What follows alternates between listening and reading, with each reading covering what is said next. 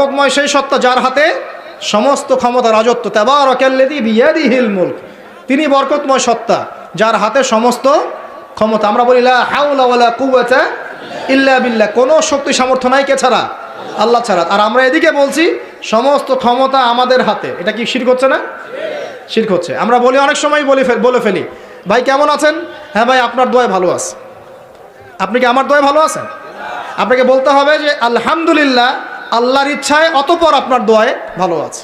কথা খুব সাবধানে, আলহামদুলিল্লাহ আল্লাহর ইচ্ছায় এবং অতঃপর আপনার দোয়ায় ভালো আছে। অতঃপর বলতে হবে, অতঃপর, এবং না, অতঃপর। বলছে মা কেমন আছে?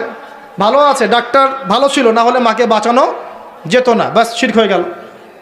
বলছে নৌকাটা ডুবে যাচ্ছিল, মাঝি ভালো ছিল, না হলে নৌকা ডুবে যাইত। ড্রাইভারটা ভালো ছিল, না হলে রাস্তায় নির্ঘাত অ্যাক্সিডেন্ট হইতো। এইটা কথা আমরা চলতে ফিরতে শিরক করতেছি। এই যে ছেলেরা বল তোমাকে ছাড়া বাঁচবো না,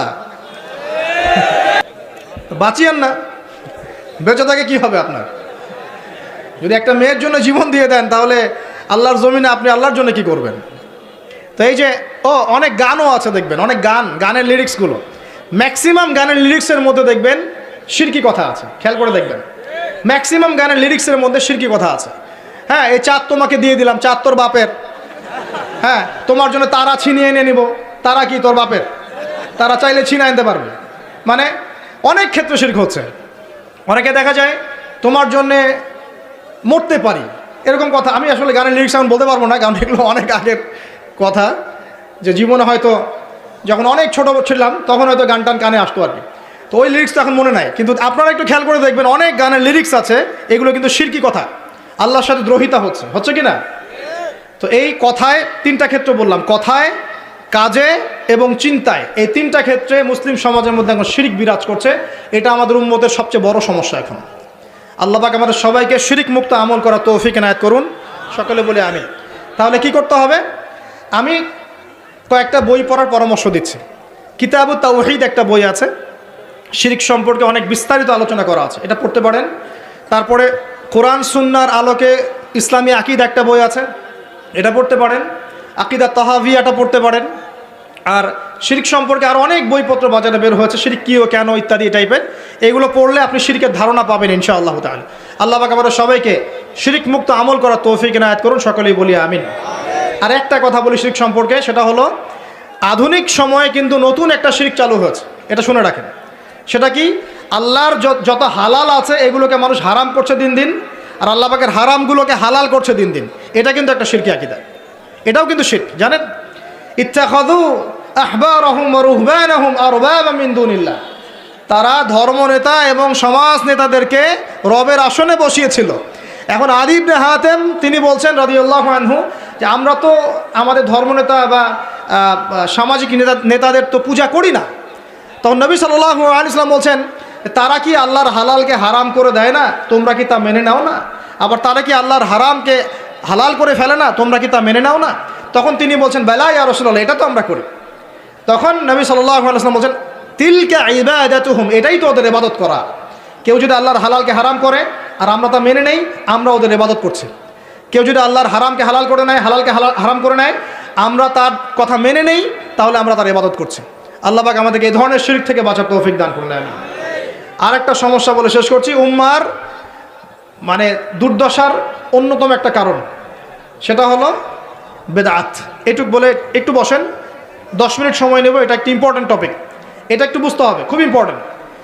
এই কারণে উম্মার মধ্যে অনেক ফাসাদ সৃষ্টি হয়েছে, ফিতনা সৃষ্টি হয়েছে, এবং মানুষ নবীর সুন্নত থেকে মুখ ফিরিয়ে এখন সব বেদাতি আমল করা শুরু করেছে। আর এই বেদাতগুলোকে মানুষ সামাজিকতা বলে চালিয়ে। নবী সাল্লাল্লাহু আলাইহি ওয়াসাল্লামের সুন্নাহ মানে আল্লাহ পাক কোরআন নাজিল করেছেন, তার রাসূলের হাদিস আছে আমাদের সামনে। কোরআন এবং হাদিস নবী যেভাবে আমল করেছেন আমরা সেভাবে আমল করি, এর নাম সুন্নাহ। সাহাবায়ে কেরাম রাদিয়াল্লাহু আনহুম যেভাবে করেছেন আমরা সেটা করি, এর নাম সুন্নাহ। মানে নবী সাল্লাল্লাহু আলাইহি ওয়াসাল্লাম বলছেন মাই ইয়াইশ মিনকুম বা'দি, তোমাদের মধ্যে আমার পরে যারা বেঁচে থাকবে, ফাসায়ারা ইখতিলাফান কাসীরা, তোমাদের মধ্যে যারা বেঁচে থাকবে আমার পর তারা দেখবে অনেক ইখতিলাফ চলছে সমাজের মধ্যে। তো আলাইকুম বিসুন্নতি ওয়া সুন্নতি খুলাফায়ে রাশিদিন মাহদিন মিন বা'দি, তখন তোমাদের কাজ হবে আমার সুন্নতকে আঁকড়ে ধরে থাকা এবং আমার হেদায়েতপ্রাপ্ত খোলাফায়ে রাশেদা সাহাবায়ে কেরাম তাদের সুন্নতকে আঁকড়ে ধরে থাকা। এই সুন্নতের বাইরে যে কোনো কাজ, যে কোনো আকিদা, যে কোনো মতবাদ, এগুলো সবই বেদাত বলে গণ্য হবে। আল্লাহ পাক আমাদেরকে বোঝার তৌফিক দান করুন। যেমন তাওহীদে থাকতে হবে, শিরিক করা যাবে না, ঠিক তেমনি সুন্নতে থাকতে হবে, বেদাত করা যাবে না। সুন্নত কেমন? নবী সাল্লাল্লাহু আলাইহি ওয়াসাল্লাম ঘুমিয়েছেন যেভাবে, সেইভাবে ঘুমাবো সুন্নত। নবীজি ঘুমিয়েছেন, ঘুমানোর আগে ওযু করেছেন, ডান দিকে কাত হয়েছেন, আল্লাহুম্মা বিইসমিকা আমুতু ওয়া আহইয়া বলেছেন, সূরা মুলক তেলাওয়াত করেছেন, পারলে আপনি করবেন। আয়াতুল কুরসি পড়েছেন, সূরা বাকারার শেষের 3টা আয়াত পড়েছেন, হ্যাঁ 33 বার সুবহানাল্লাহ, 33 বার আলহামদুলিল্লাহ, 34 বার আল্লাহু আকবার পড়েছেন, ঘুমিয়ে গেছেন। এখন যদি নবীর সুন্নাহ মতো ঘুমাই, এই ঘুমটাও নেকির কাজ হবে ইনশাআল্লাহ। এখন যদি ঘুমানোর নতুন কোনো তরিকা আমি বের করি, তাহলে নবীর সুন্নতের বাইরে বেদাত হয়ে যাবে। বেদাত শব্দের অর্থ হচ্ছে নতুন আবিষ্কার। বেদাত শব্দের অর্থ হচ্ছে নতুন আবিষ্কার। সুন্নাহ মানে যেমন আদর্শ, রীতি, আল্লাহ পাকেরও সুন্নত আছে, নবী সাল্লাল্লাহু আলাইহি ওয়াসাল্লামেরও সুন্নত আছে, আমরা তার সুন্নত মেনে জীবন করবো ইনশাআল্লাহ। আল্লাহ পাক তৌফিক দান করুন। ঠিক তাওহীদের বিপরীত যেমন শিরক থাকে, সুন্নতের বিপরীত থাকে কি? বেদাত, মানে নতুন আবিষ্কার। এটাকে দুই ভাগে ভাগ করা যায়। খেয়াল করি একটু আমার দিকে, কয় ভাগে ভাগ করা যায়? দুই ভাগ। একটা হচ্ছে দুনিয়াবি ক্ষেত্রে নতুন আবিষ্কার, একটা দিনের ক্ষেত্রে নতুন আবিষ্কার। দুনিয়াবি ক্ষেত্রে মানে কি? এই যে মোবাইল ফোন আপনার হাতে আছে, এই মোবাইল ফোন কি রাসূলের যুগে ছিল? সাহাবীদের যুগে ছিল? এই যে লাইটিং করেছি, নবীর যুগে এরকম লাইট ছিল? মাইকে কথা বলছি, নবীর যুগে মাইক ছিল? এরোপ্লেন, আমরা এয়ারক্রাফটে সফর করছি, নবীর যুগে এয়ারক্রাফট ছিল? খেয়াল করে দেখেন, আমরা যখন বাহনে উঠছি, আমরা বাহনে উঠে দোয়া পড়ছি, আল্লাহু আকবার, আল্লাহু আকবার, আল্লাহু আকবার, সুবহানাল্লাযী সাখখারা লানা হাযা ওয়া মা কুন্না লাহু মুকরিনিন ওয়া ইন্না ইলা রাব্বিনা লামুনকালিবুন। এই দোয়া বদলে গেছে না যায় নাই? দোয়াটা কি বদলেছে? এই দোয়াটা নবী সাল্লাল্লাহু আলাইহি ওয়াসাল্লাম গাধার পিঠে উঠে পড়েছেন, ঘোড়ার পিঠে উঠে পড়েছেন, ওই সময়কার সমসাময়িক বাহনের পিঠে উঠে পড়েছেন। আমরা এ যুগের সমসাময়িক বাহনের পিঠে উঠে একই দোয়া পড়ছি। দোয়া কি চেঞ্জ হয়েছে? না বাহন চেঞ্জ হয়েছে? এই যে বাহন যে পরিবর্তন হয়েছে, এটা টেকনোলজি না? প্রযুক্তি, টেকনোলজি। এটা হচ্ছে দুনিয়ার ক্ষেত্রে বেদাত, যেটা সম্পূর্ণ জায়েজ। কথা বুঝতে পারছেন? এটা সম্পূর্ণ জায়েজ যতক্ষণ পর্যন্ত না স্পষ্ট কোনো দলিল পাওয়া যাচ্ছে এটার এগেনস্টে, যেটা হারাম। স্পষ্ট দলিল না পাওয়া যাওয়া পর্যন্ত এটাকে আপনি বৈধ রাখতে পারেন। এটা এক নাম্বার। আরেকটা বেদাত হলো দিনের ক্ষেত্রে বেদাত। দিনের ক্ষেত্রে কেমন? নবী সাল্লাল্লাহু আলাইহি ওয়াসাল্লাম বলছেন, মান আহদাসা ফি আমরিনা হাযা, সহিহ মুসলিম হাদিস নাম্বার 1718। নবীজি বলছেন, মান আহদাসা ফি আমরিনা হাযা মা লাইসা মিনহু ফাহুয়া রাদ। কোন ব্যক্তি যদি এই দিন ইসলামের মধ্যে এমন কোন আমল চালু করে যে আমলের সমর্থনে আমাদের পক্ষ থেকে কোনো প্রমাণ নাই, সেটাই রদ বা প্রত্যাখ্যাত, সেটা বাতিল। নবী সাল্লাল্লাহু আলাইহি ওয়াসাল্লাম অন্য হাদিসে বলছেন, মান আহদাসা ফি আমরিনা হাযা মা লাইসা মিনহু ফাহুয়া রাদ, মান আমিলা আমালান লাইসা আলাইহি আমরুনা ফাহুয়া রাদ। সংজ্ঞা শিখলাম কি? আমার সাথে বলেন দেখি, বেদাত শব্দের অর্থ কি? নতুন আবিষ্কার। কয় প্রকার হয়? কয় প্রকার হয়? একটা দুনিয়াবি ক্ষেত্রে, যেমন বললাম যে এই যে প্রযুক্তিগত বেদাত যেগুলো হয়েছে, এগুলো জায়েজ না? না জায়েজ?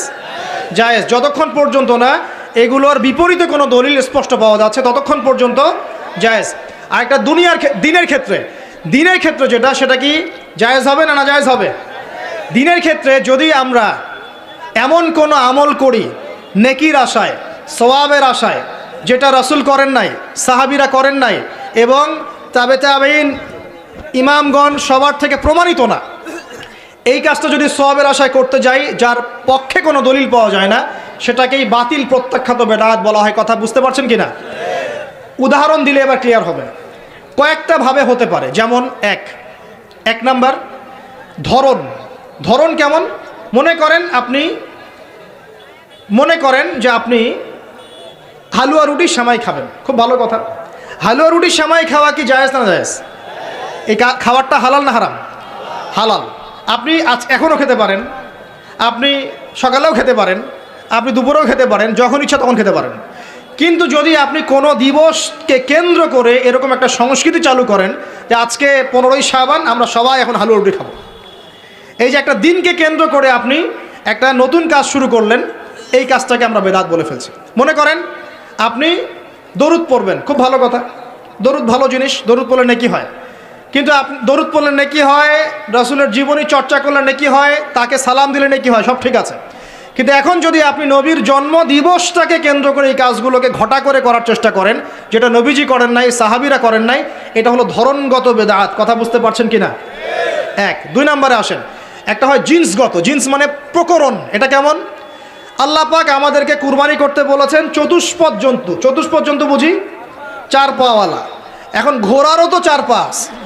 এখন যদি আমরা কুরবানি করতে গিয়ে এখন ঘোড়া কুরবানি করা শুরু করি, বলেন কি বুঝলেন? আচ্ছা ঘোড়া বাদ দেন, মুরগি কুরবানি করা শুরু করলেন, মোরগ কুরবানি করা শুরু করলেন, মনে করলেন যে সমস্যা কি, এটাও তো আল্লাহর সৃষ্টি, হালাল তো, মুরগি খাওয়া তো হালাল, মোরগ খাওয়া তো হালাল, তো গরু ছাগল বাদ দিয়ে মুরগি কোরবানি করলাম, কি সমস্যা? করতে পারবেন না, কারণ আল্লাহ পাক চতুষ্পদ জন্তু কুরবানির কথা বলেছেন। এটা যদি করেন জিন্সগত বেদাত হয়ে যাবে। কথা বুঝতে পারছেন? তিন নাম্বার একটা হচ্ছে যেটাকে আমরা বলি আদাদ বা সংখ্যাগত। যেমন আল্লাহ পাক বলেছেন এশার নামাজ পড়তে 4 রাকাত, ফরজ নামাজ কয় রাকাত? 4 রাকাত। কেউ যদি মনে করে এখন না নামাজ খুব ভালো কাজ, নামাজ পড়লে নেকি হয়, তো 4-এর জায়গায় আমি 5 রাকাত পড়বো, কি হবে? ফজরের নামাজ 2 রাকাত ফরজ। আর কেউ যদি মনে করে নামাজ তো খুব ভালো জিনিস, ভালো কাজ করলে কি সমস্যা, নামাজ তো পড়লে নেকি হয়, 2 রাকাত পড়লে নেকি হয়, 4 রাকাত পড়লে আরও বেশি নেকি হয়। আর 4 রাকাত পড়া শুরু করলো, কি হবে? গ্রহণযোগ্য না বাতিল? এটা হলো আপনার এই যে সংখ্যাগত একটা বেদাত হয়ে গেল। কথা বুঝতে পারছেন? একটা হচ্ছে আপনার স্থানগত বেদাত। স্থানগত কেমন? তাওয়াফ করতে হয় কোথায়? মাতাফে।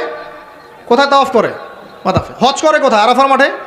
আমরা যদি মনে করি না আজকে আমরা লাঙ্গল কোটে হজ করব, এখানে একটা কাবা বানাবো, এখানেই হজের সব সিস্টেম করব, এখানেই তাওয়াফ হবে, এটা হবে কি? স্থানগত বাতিল একটা কাজ, স্থানগত বেদাত। তাওয়াফ করতে হয় মাতাফে। মাতাফে অনেক ভিড়, তাওয়াফ করার জায়গা নাই। কেউ মনে করলো না আমি হারাম শরীফের পিছন দিক থেকে তাওয়াফ করে আসি, 7 বার চক্কর দিয়ে আসি, হবে? স্থানগত বেদাত। এরকম করে সংখ্যাগত, ধরনগত, স্থানগত, প্রকরণগত বেদাত হতে পারে। আবার পদ্ধতিগত হতে পারে, কাইফিয়াত। যেমন অজু করতে হয়, প্রথমে বিসমিল্লাহ বলেন, এই যে হাত ধুচ্ছেন, কুলি করছেন, নাকে পানি দিচ্ছেন, তাই না? তারপরে কনুই ধুচ্ছেন, আস্তে আস্তে পা ধুচ্ছেন। এখন আপনি চিন্তা করলেন যে অজু তো অজুই, হাত ধোয়া পা ধোয়া নিয়েই কথা, আমি আগে পাটা ধুই, তারপরে মাথা মাসা করি, তারপরে হাত ধুবো কনুই পর্যন্ত, তারপরে কুলি করে অজু মাশাআল্লাহ সারা। পদ্ধতি নতুন বানালেন, এটা কি হবে? পদ্ধতিগত বেদাত। এই কারণেই বলছি দরুদ আপনি পড়বেন, ঠিক আছে, কোনো সমস্যা নাই, আপনি আল্লাহর জন্য দাঁড়িয়ে কিয়াম করবেন, কোনো সমস্যা নাই। কিন্তু নবী সাল্লাল্লাহু আলাইহি ওয়াসাল্লাম, সাহাবায়ে কেরাম কি এভাবে দরুদ পড়ে তাদেরকে আল্লাহ রসুলকে হাজির নাজির মেনে দাঁড়িয়ে গিয়ে কিয়াম করেছেন কিনা, এর দলিল আগে দেখতে হবে। যদি দলিল পাওয়া যায় করবেন, পাওয়া যায় না টাটকা বেদাত করা যাবে না। যদি আপনার কাছে দলিল থাকে করবেন, আমার কাছে দলিল নাই, আমি করি নাই, সিম্পল। এখানে সামাজিকতা, এখানে পলিটিক্স, পরিবেশ, অমুক তমুক দেখার সময় সুযোগ আমাদের নাই। কারণ সারা দুনিয়ার মানুষ যদি সুদ খায়, আমরা সুদ খেতে পারবো না। সারা দুনিয়ার মানুষ যদি বলে যে জেনা হালাল, আমরা জেনা করতে পারবো না। সারা দুনিয়ার মানুষ যদি বলে মাদকদ্রব্য হালাল, সবাই খাচ্ছে, আমি খেলে কি সমস্যা, আমরা খেতে পারবো না। সারা দুনিয়ার মানুষ যদি বলে দাড়ি কেটে ফেলো, সবাই কেটে ফেলছে, আমরা কাটতে পারবো না। সারা দুনিয়ার মানুষ যদি বলে যে নামাজ কেউ পড়তেছে না, আমরা না পড়লে কি সমস্যা, আমরা পড়তে এরকম কাজ করতে পারবো না। সারা দুনিয়ার মানুষ বলছে যে এই যুগে কি আর আল্লাহর বিধান চলে, কিন্তু আমরা বলবো যে হ্যাঁ, প্রত্যেক যুগেই আল্লাহর বিধান চলার চেষ্টা করতে হবে। সারা দুনিয়ার মানুষ কি বললো আর সংখ্যাগরিষ্ঠ মানুষ কি বললো, এগুলো দেখার বোঝার সময় নেই আমাদের, কারণ কোরআন এবং সুন্নাহ যা বলেছে অকাট্য সত্য তাই করতে হবে। এই কাজের পিছনে যদি দলিল পাওয়া যায় কাজ করবেন, যদি দলিল পাওয়া না যায় তারপরেও যদি আপনি করেন, আপনি টাটকা বেদাতি মানুষ একজন। আর একজন বেদাতি মানুষের সাথে তর্ক করার মতো কুরুচিও আমাদের কাছে নাই। বেদাতের কেন করে মানুষ? অজ্ঞতা বশত, হঠকারিতা বশত, দলিল না থাকার কারণে, জাল দলিল পেশ করার কারণে। কেন মানুষ করে? মানুষ করে দুনিয়ার স্বার্থগত কারণে, লৌকিকতার কারণে, মানুষকে সন্তুষ্ট করার কারণে। কি পরিণতি হবে? 2-4টা হাদিস বলে শেষ করছি। এক, একটু শোনেন, নবী সাল্লাল্লাহু আলাইহি ওয়াসাল্লাম বলছেন, আমি সবার আগে হাউজে কাউসারে যাব, যাওয়ার পরে আমি তোমাদের জন্য অপেক্ষা করতে থাকব, আর মানুষ আমার সামন দিয়ে চলে যাবে। মান মাররা আলাইয়া শারিবা, যে আমার সামন দিয়ে যাবে সে এই হাউজে কাউসারের পানি পাবে আমার কাছে। ফামান শারিবা লাম ইয়াজমা আবাদা, কেউ যদি একবার পান করে সে কখনো পিপাসার্ত হবে না। হাউজে কাউসারের পানি হবে মধুর চেয়ে মিষ্টি, দুধের চেয়ে সাদা। একবার পান করলে আর কখনো পিপাসার্ত হবে না। এবার নবী সাল্লাল্লাহু আলাইহি ওয়াসাল্লাম বলছেন, খেয়াল করেন, নবীজি বলছেন সুম্মা ইউহালু বাইনি ওয়া বাইনাকুম, এরপর আমার এবং তাদের মাঝখানে হঠাৎ একটা পর্দা পড়ে যাবে। আমি বলবো ইন্নাহুম মিন্নি, তার তো আমার উম্মত, পর্দা কেন পড়ে গেল, কেন পর্দা পড়ে গেল? নবী সাল্লাল্লাহু আলাইহি ওয়াসাল্লামকে বলা হবে ইন্নাকা লা তাদরি, ইন্নাকা লা তাদরি, হে নবী আপনি জানেন না, মা আহদাসু বা'দাক, তারা আপনার ইন্তেকালের পরে দিনের মধ্যে কত নতুন নতুন বেদাত আমল এবং আকীদা চালু করেছিল আপনি জানেন না। নবীজি তখন বলবেন সুহকান সুহকান, দূর হয়ে যাও, দূর হয়ে যাও, লিমান গায়্যারা বা'দি, যারা আমার পরে দিনকে পরিবর্তন করেছো তারা এখান থেকে দূর হয়ে যাও। অন্য হাদিসে আসছে নবী সাল্লাল্লাহু আলাইহি ওয়াসাল্লাম বলছেন মান আহদাসা হাদাসান, কেউ যদি কোনো বেদাত করে, ওয়া আওয়া মুহদিসান, এবং বেদাতিকে সম্মান করে আশ্রয় দেয়, সে যেন ইসলাম ধ্বংস করার কাজে সাহায্য করলো। একটা হাদিসে বলছেন ফাআলাইহি লানাতুল্লাহি ওয়া মালাইকাতিহি ওয়ান নাসি আজমাইন, কেউ যদি বেদাত করে, বেদাতিকে আশ্রয় দেয়, তাকে সম্মান করে, তার উপরে আল্লাহ এবং তার ফেরেশতা এবং পুরো মানব জাতির লানত অভিশাপ আছে। আরেকটা হাদিসে নবীজি বলছেন তিনজন ব্যক্তি আসছে তার আমল দেখতে, আমল দেখে একজন বলছে নবীজির আমল তো কম মনে হচ্ছে, নবীজির আমল দেখলে আমাদের চলবে না। কদ গুফির লাহু মা তাকদ্দামা মিন যামবিহি ওয়া মা তাআখার, নবীজির আগের পরের সব গুনাহ মাফ, তার আমল দেখলে আমাদের চলবে না। ফাইন্নাহুম তাকাল্লুহা, আমলকে তারা অল্প মনে করলো। একজন বলছে আম্মা আনা, আমি উসাল্লি লাইলান আবাদা, আমি সারা রাত নামাজ পড়বো, আমি ঘুমাবো না। আরেকজন বলছে আনা আসুমুদ দাহরা ওয়ালা উফতির, আমি বছরের প্রত্যেক দিন রোজা রাখবো, কোনোদিন রোজা ভাঙবো না। আরেকজন বলছে আনা আ'তাজিলুন নিসা, আমি মহিলাদেরকে ত্যাগ করলাম, ওয়ালা আতাজাওয়াজু আবাদান, আমি কোনোদিন বিবাহ শাদী করবো না। এবার নবী সাল্লাল্লাহু আলাইহি ওয়াসাল্লাম এসে বলছেন আনতুম কুলতুম কাযা ওয়া কাযা, তোমরা কি এরকম এরকম কথা বলছিলে? তখন সাহাবীরা বলেন হ্যাঁ ইয়া রাসূলুল্লাহ, আমরা এরকম কথা বলছিলাম। নবীজি বলেন শুনে রাখো, ওয়াল্লাহি, আল্লাহর কসম করে বলছি, লাইন্নী আতকাকুম লিল্লাহি ওয়া আতকাকুম লিল্লাহি ওয়া আতকাকুম বিহি, ওয়াল্লাহি আমি আল্লাহর কসম করে বলছি, ওয়া ইন্নী লা আখশাকুম লিল্লাহি ওয়া আতকাকুম বিহি, আমি তোমাদের চাইতে বেশি আল্লাহকে ভয় করি এবং আমি তোমাদের মধ্যে বেশি মুত্তাকি মানুষ, তোমাদের মধ্যে সবচেয়ে মুত্তাকি আমি এবং আমি সবচেয়ে বেশি আল্লাহকে ভয় করি। কিন্তু আনা উসল্লি ওয়া আরকুদ, আমি নামাজ পড়ি আবার ঘুমাই, রাতে আমি নামাজও পড়ি, কিছু অংশ ঘুমাই। আনা আসুম ওয়া আফতির, আমি সিয়ামও রাখি আবার ছেড়েও দিই, রোজাও রাখি ছেড়েও দিই, টানা আমি সারা বছর রোজা রাখি না। আনা আতাজাওয়াজুন নিসা, আমি যে বিয়ে শাদী করেছি, আমার স্ত্রীরা আছে, আমার একাধিক স্ত্রী আছে। ফামান, শোনেন, ফামান রাগিবা আন সুন্নতি, নবীজি বলছেন কেউ যদি আমার এই সুন্নত থেকে মুখ ফিরিয়ে নেয়, ফামান রাগিবা আন সুন্নতি, কেউ যদি আমার সুন্নত থেকে মুখ ফিরায়, মানে বেদাতি আমল চালু করে, তাহলে কি ফামান রাগিবা আন সুন্নতি ফালাইসা মিন্নি, সে আমার উম্মতের অন্তর্ভুক্ত না।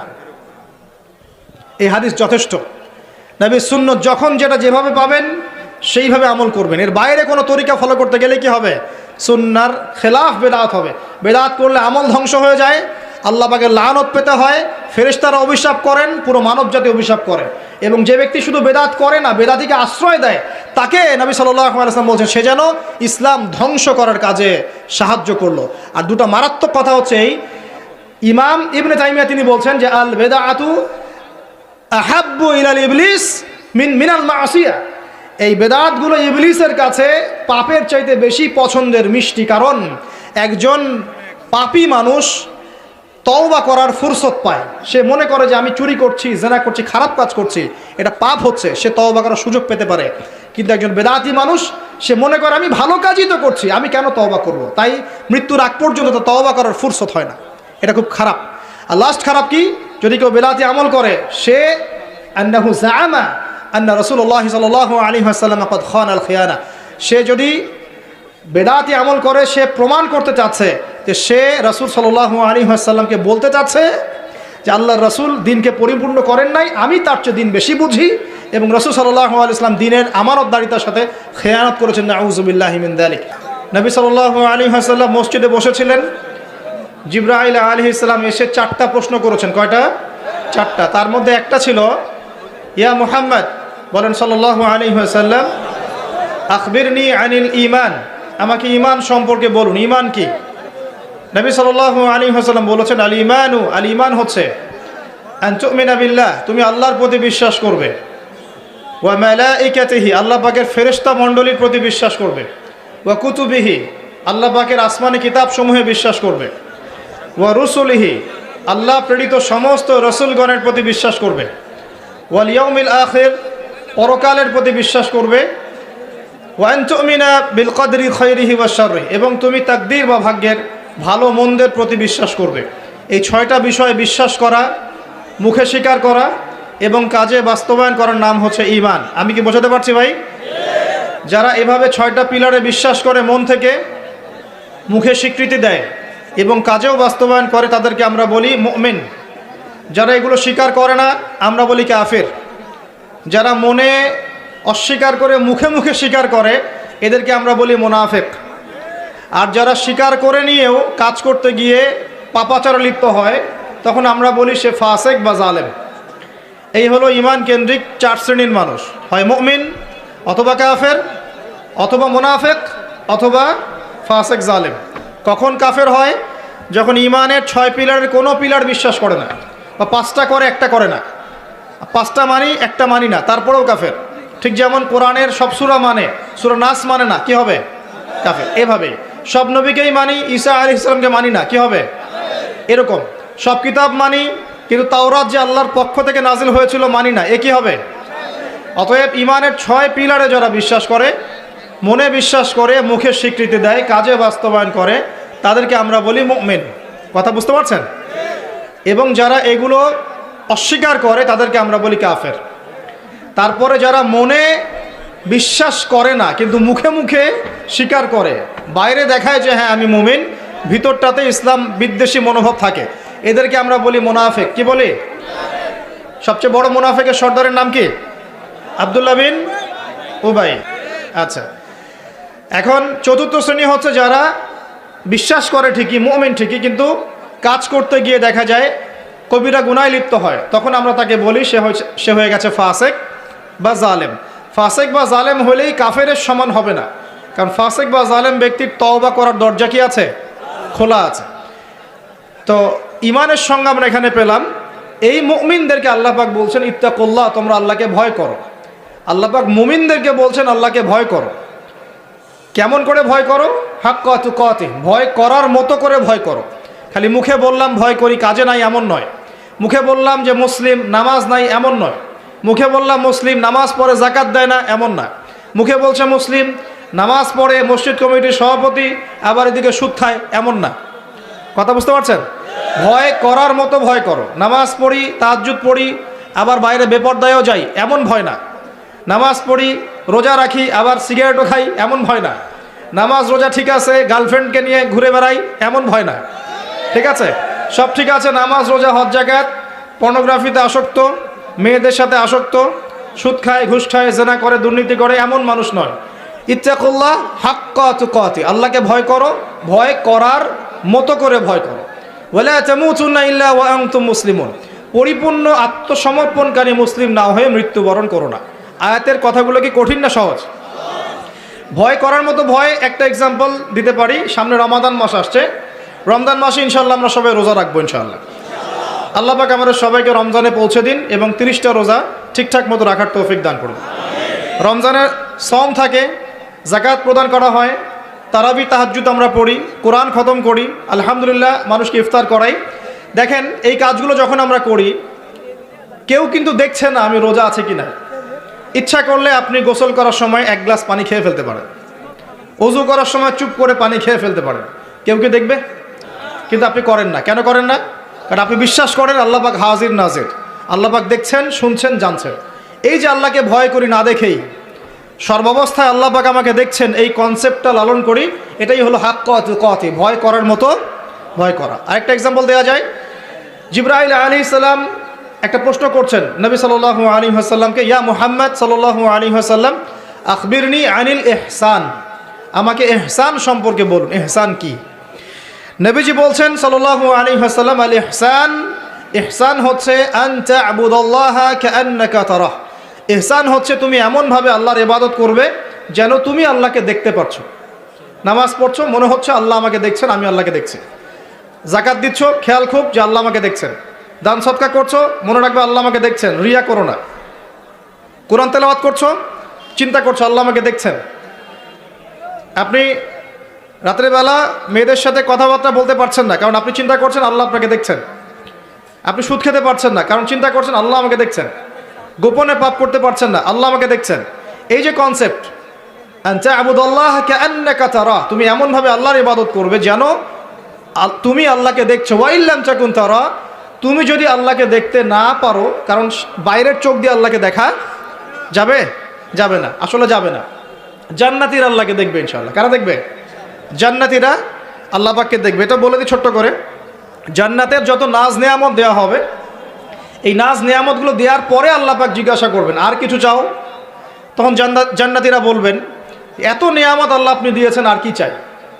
এত নাজ নেয়ামত দিয়েছেন, আর কি চাইতে পারে? তখন আল্লাহ রাব্বুল আলামিন যত নূরের পর্দা আছে এগুলো উঠিয়ে দিবেন, উঠিয়ে সরাসরি আল্লাহ পাকের দিদার দিবেন ইনশাআল্লাহ তাআলা। এরপরে জান্নাতের সৌন্দর্য ফিকে মনে হবে। স্বাভাবিক, কে সবচেয়ে বেশি সুন্দর? আচ্ছা, তো এই দুনিয়াতে আল্লাহকে দেখা যাবে না এই চোখ দিয়ে। তাহলে ওয়াইল্লাম তাকুন তারা, তুমি যদি আল্লাহকে দেখতে না পারো ফাইন্নাহু ইয়ারাক, তাহলে জেনে রাখবে আল্লাহ পাক তোমাকে দেখছেন। এই কনসেপ্টটার নাম হচ্ছে ইহসান। ইহসানের সাথে যদি প্রতিটা ইবাদত করা যায়, তাহলে আমরা প্রকৃত তাকওয়া অর্জন করতে পারবো ইনশাআল্লাহ তাআলা। ওয়ালা তামুতুন্না ইল্লা ওয়া আনতুম মুসলিমুন, আর পরিপূর্ণ মুসলিম না হয়ে তোমরা মৃত্যুবরণ করো না। যখন আমরা টেবিলের নিচ দিয়ে ঘুষ নেই, যদি আমরা ইহসান বুঝতাম, ইহসান কি জিনিস, আমি এটা করতে পারতাম না। যদি আমরা মানে উপর থেকে একটা বাজেট পেশ হচ্ছে, আস্তে আস্তে হাতি লঞ্চ করা হচ্ছে, একটা হাতি আসতে আস্তে আস্তে আস্তে আস্তে আপনার আমার কাছে আস্তে আস্তে মাছি হয়ে গেল। তো এটা হতো না যদি আমার কাছে ইহসান থাকতো। নামাজ পড়ছি আর মানুষ আমার নামাজ দেখছে, এই জন্য নামাজটা লম্বা করছি, ইহসান থাকলে এটা হতো না।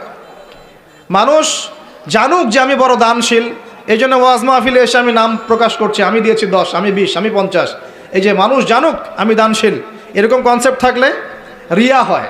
ইহসান থাকলে রিয়া হতো না। ইহসান কি এটাই আগে বুঝি। প্রত্যেকটা ইবাদত এমনভাবে করা যে আল্লাহ আমাকে দেখছেন, এবং আল্লাহ পাকের সন্তুষ্টির জন্যই করা, রাসূলের তরিকাতেই করা। আল্লাহ রাব্বুল আলামিন সবাইকে ইহসানের সাথে ইবাদত করার তৌফিক দান করুন। এরপর আল্লাহ পাক বলছেন ওয়ালা তামুতুন্না ইল্লা ওয়া আনতুম মুসলিমুন, মানে পরিপূর্ণ মুসলমান না হয়ে মৃত্যুবরণ করো না। এই জায়গাতে আমাদের অনেকের সমস্যা। আমরা মাশাআল্লাহ মুসলিম পরিবারে জন্ম নিয়েছি ঠিকই, কিন্তু ইসলামের অনেক বেসিক জিনিস আমরা জানি না।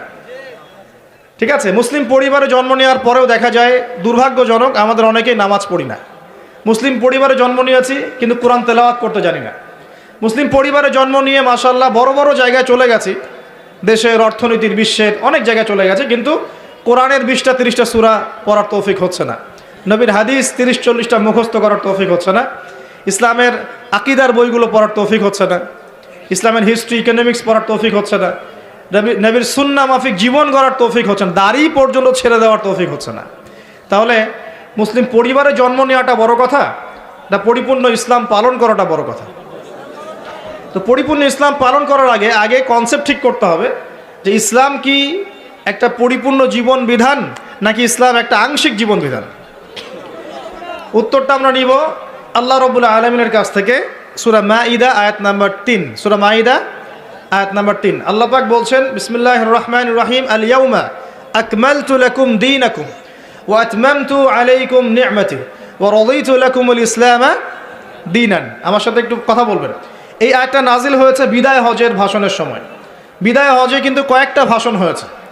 এই বিদায় হজেই সূরা নাসর নাজিল হয়, ইযা জাআ নাসরুল্লাহি ওয়াল ফাth। এই বিদায় হজেই যখন নবী সাল্লাল্লাহু আলাইহি ওয়াসাল্লাম ভাষণ দিচ্ছিলেন যে আমি কি তোমাদের কাছে আল্লাহর দিন পৌঁছে দিয়েছি, সাহাবীরা বলছিলেন যে হ্যাঁ, বালা ইয়া রাসূলুল্লাহ, অবশ্যই পৌঁছে দিয়েছেন। তিনি আসমানের দিকে আঙ্গুল তুলে বলছিলেন আল্লাহুম্মা ফাশহাদ, 3 বার বলেছেন আল্লাহুম্মা ফাশহাদ, আল্লাহুম্মা ফাশহাদ, যে আমি আমার দায়িত্ব পৌঁছে দিয়েছি। আল্লাহ পাক নাজিল করলেন আল ইয়াউমা, আজকের দিনে, মানে বিদায় হজের দিনে, এই 23 বছর পর, এই 23 বছরের দীর্ঘ সংগ্রামের পর, এই 23 বছর গোপন দাওয়াত দেওয়া হয়েছে, প্রকাশ্য দাওয়াত দেওয়া হয়েছে, হিজরত করতে হয়েছে, হ্যাঁ, তায়েফে গিয়ে মার খেতে হয়েছে, 15টা গালি শুনতে হয়েছে, 16 বার হত্যার চেষ্টা করা হয়েছে, হ্যাঁ, বদরের যুদ্ধ করতে হয়েছে, উহুদ করতে হয়েছে, খায়বার খন্দক, সব কিছু করার পর, দীর্ঘ 23 বছর দিন রাত অক্লান্ত পরিশ্রম করার পর, আল্লাহর জমিনে দিন প্রতিষ্ঠা করার পরে আল্লাহ পাক বলছেন আজকের এই দিনে আমি তোমাদের জন্য দিনকে পরিপূর্ণ করে দিলাম। আল ইয়াউমা আকমালতু লাকুম দীনাকুম, আমি আজকে তোমাদের জন্য দিন ইসলামকে পরিপূর্ণ করলাম। পরিপূর্ণ মানে কি? এই গ্লাস কি পরিপূর্ণ? এটা পরিপূর্ণ না, এটাতে ফাঁকা আছে। একদম পরিপূর্ণ মানে যেখানে কোনো কিছু ঢোকানোর সুযোগ থাকবে না, বের করার সুযোগ থাকবে না। আমরা যারা সায়েন্স পড়েছি টুকটাক সবাই জানি, একটা গ্লাস যদি ফিল আপ করা হয় পানি দিয়ে, এখানে যদি আমি একটা ইটের বা পাথরের টুকরা ফেলে দেই, তাহলে ওই পাথর যে পরিমাণ জায়গা দখল করবে ততটুক পরিমাণ পানি বের হয়ে যাবে কি না? ওই কঠিন পদার্থটা স্থান দখল করবে না? ঠিক একইভাবে ইসলামের মধ্যে যদি নতুন কিছু ঢুকানো হয়, তাহলে দেখা যাবে ইসলামে কিছু বের হয়ে চলে আসবে। ইসলামে কিছু নতুন ঢুকাবেন, তাহলে মূল ভেজাল যেটা ঢুকাবেন ওই জায়গায় খাঁটি কিছু বের হয়ে চলে আসবে। বুঝতে পারছি? আচ্ছা, তাহলে ইসলামে কোনো কিছু ঢোকানোর সুযোগ নাই, বের করার সুযোগ নাই। আচ্ছা, আসুন, আল্লাহ পাক বলছেন আল ইয়াউমা আকমালতু লাকুম দীনাকুম, আমি দিন ইসলামকে আজকে পরিপূর্ণ করলাম। ওয়া আতমামতু আলাইকুম নি'মাতি, তোমাদের উপর আমি আমার নেয়ামতকে পূর্ণতা দিয়ে দিলাম। ওয়া রাদিতু লাকুমুল ইসলাম দীনান, দিন ইসলামকে তোমাদের জীবন বিধান মনোনীত করে আমি আল্লাহ তোমাদের প্রতি সন্তুষ্ট হয়ে গেলাম। সুবহানাল্লাহ। তো প্রিয় ভাইরা, এখান থেকে বুঝতে পারলাম যে দিন ইসলাম একটা পরিপূর্ণ জীবন বিধান। কেউ যদি বলে দিন ইসলাম পরিপূর্ণ নয়, কেউ যদি বলে দিন ইসলাম পরিপূর্ণ নয়, কিছু ঢোকানোর বাকি আছে বা কিছু বের করা যাবে, তাহলে ইমাম মালিক রাহিমাহুল্লাহর ভাষায় ফাকাদ জাআমা আন্না রাসূলুল্লাহ সাল্লাল্লাহু আলাইহি ওয়াসাল্লাম ক্বাদ খানা রিসালা, এই সেন্টেন্সটা বুঝবেন। ইমাম মালিক রাহিমাহুল্লাহ বলছেন, কেউ যদি চিন্তা করে যে ইসলাম পরিপূর্ণ নয়, কিছু ঢোকানোর সুযোগ আছে, বের করার সুযোগ আছে, ঠিক আছে, তাহলে ফাকাদ আন্নামা জাআমা আন্না রাসূলুল্লাহ সাল্লাল্লাহু আলাইহি ওয়াসাল্লাম ক্বাদ খানা রিসালা, তাহলে সে যেন এটা প্রতিষ্ঠা করতে চাচ্ছে বা ধারণা করছে যে নবী সাল্লাল্লাহু আলাইহি ওয়াসাল্লাম তার উপর অর্পিত রিসালাতের দায়িত্বে খেয়ানত করেছেন। নাউযুবিল্লাহ। তাই না বিষয়টা? যদি নবী সাল্লাল্লাহু আলাইহি ওয়াসাল্লাম কি আমাদেরকে কোনো বিষয় বলতে বাদ রেখেছেন যেটা ভালো, এমন কিছু নিষেধ করতে বাদ রেখেছেন যেটা খারাপ? যত কিছু ভালো আমাদের নবী সাল্লাল্লাহু আলাইহি ওয়াসাল্লাম তা আমাদেরকে শিখিয়েছেন, শিখেছেন না? আর যা কিছুই খারাপ তা থেকে আমাদের নবী সাল্লাল্লাহু আলাইহি ওয়াসাল্লাম আমাদেরকে বিরত থাকতে বলেছেন। মানে আল্লাহ এবং তার রাসূল ভালো কিছু বলতে বাদ রাখেন নাই এবং খারাপ কিছু থেকে বারণ করতে বাদ রাখেন নাই। তাহলে কেউ যদি মনে করে ইসলাম পরিপূর্ণ না, কিছু ঢুকানোর সুযোগ আছে, বের করার সুযোগ আছে, তাহলে সে ধারণা করছে যে রাসূল সাল্লাল্লাহু আলাইহি ওয়াসাল্লাম তার উপর অর্পিত রিসালাতের দায়িত্বে নাউযুবিল্লাহ খেয়ানত করেছে। তাই হচ্ছে না প্রমাণ? এবং সে দাবি করতে চাচ্ছে যে সে ইসলাম নবীর চেয়ে, সাহাবীদের চেয়ে ভালো বোঝে, তারা যেটা করেন নাই সে সেটা করছে। তার মানে কি? সে ধারণা করছে যে আমি রাসূলের চাইতে, সাহাবীদের চাইতে দিন বেশি বুঝি, তাই না? রাসূলুল্লাহ সাল্লাল্লাহু আলাইহি ওয়াসাল্লাম 15ই শাবানে হালুয়া রুটি খেয়েছেন নাকি? সবাইকে এটা খাওয়ার ট্রেডিশন তৈরি করে দিয়েছেন নাকি? রাসূলুল্লাহ সাল্লাল্লাহু আলাইহি ওয়াসাল্লাম তার নিজের জন্মদিন পালন করেছেন নাকি? সাহাবায়ে কেরাম রাদিয়াল্লাহু আনহুম কেউ কোনোদিন করেছে নাকি? এরকম অসংখ্য ঘটনা আছে, অসংখ্য, যেগুলো আমাদের সমাজে অহরহ চলছে কি চলছে না? তো যখন এগুলোতে আমরা আমল করতে শুরু করব, তার মানে আমি এটা প্রমাণ করতে চাচ্ছি যে আমি নবীর চাইতে, সাহাবীদের চাইতে দিন বেশি বুঝি। নাউযুবিল্লাহ। এবং নবী সাল্লাল্লাহু আলাইহি ওয়াসাল্লাম দিন পরিপূর্ণ করে প্রতিষ্ঠা করে যান নাই, আমি একটু বেশি বুঝি, এখানে একটু ঢোকানোর সুযোগ আছে, বের করার সুযোগ আছে, মানে নবী খেয়ানত করেছেন, আমি আমানতদারিতার পরিচয় দিচ্ছি। নাউযুবিল্লাহ। আস্তাগফিরুল্লাহ ওয়া আতুবু ইলাইহি, এরকম প্রমাণ করতে চাচ্ছি আমরা। প্রিয় ভাইরা, এক নম্বরে শিখি আগে যে দিন পরিপূর্ণ, এখানে ঢোকানোর সুযোগ নাই, বের করার কোনো সুযোগ নাই। এখন মডারেশন শুরু হয়েছে, দি মডারেশন অফ ইসলাম, মানে ইসলামকে মডারেট করা হচ্ছে আর কি। মানে ইসলাম ঠিক আছে মানি, কিন্তু সুদটা একটু বেশি বাড়াবাড়ি মনে হয়, এটা বাদ দিলে হয় না, এরকম চিন্তা। ইসলাম মানি ঠিক আছে, কিন্তু পর্দার ক্ষেত্রে একটু শিথিলতা আনলে কি সমস্যা, এরকম মনে হয়। ইসলাম মানি ঠিক আছে, কিন্তু ইসলামের শরিয়া লজ, হাত কেটে ফেলা, আবার জেনা করলে বেত্রাঘাত করা, হ্যাঁ, ব্যভিচার করলে রজম করে, এগুলো তো এই যুগে চলে কিনা, মানে এরকম থিঙ্কিংস আমাদের মধ্যে আসছে কিনা, এখন ঢুকানো হচ্ছে কিনা এগুলা। তাই ইসলাম মানি মডারেট করতে হবে। নামাজ পড়বো, কিন্তু হ্যাঁ মডারেট মুসলিম, আমি নামাজও পড়ি, আবার হিন্দু, বৌদ্ধ, খ্রিস্টান, অন্য ধর্মের এইগুলোর সাথে একাত্মতা পোষণ করি, হ্যাঁ, 4 ধর্ম মিলে একটা মানব ধর্ম বানাচ্ছি, ঠিক আছে। কেউ বলছে নবী সাল্লাল্লাহু আলাইহি ওয়াসাল্লাম নাকি শেষ নবী নন, আরও নবী আসতে পারে, নাউযুবিল্লাহ।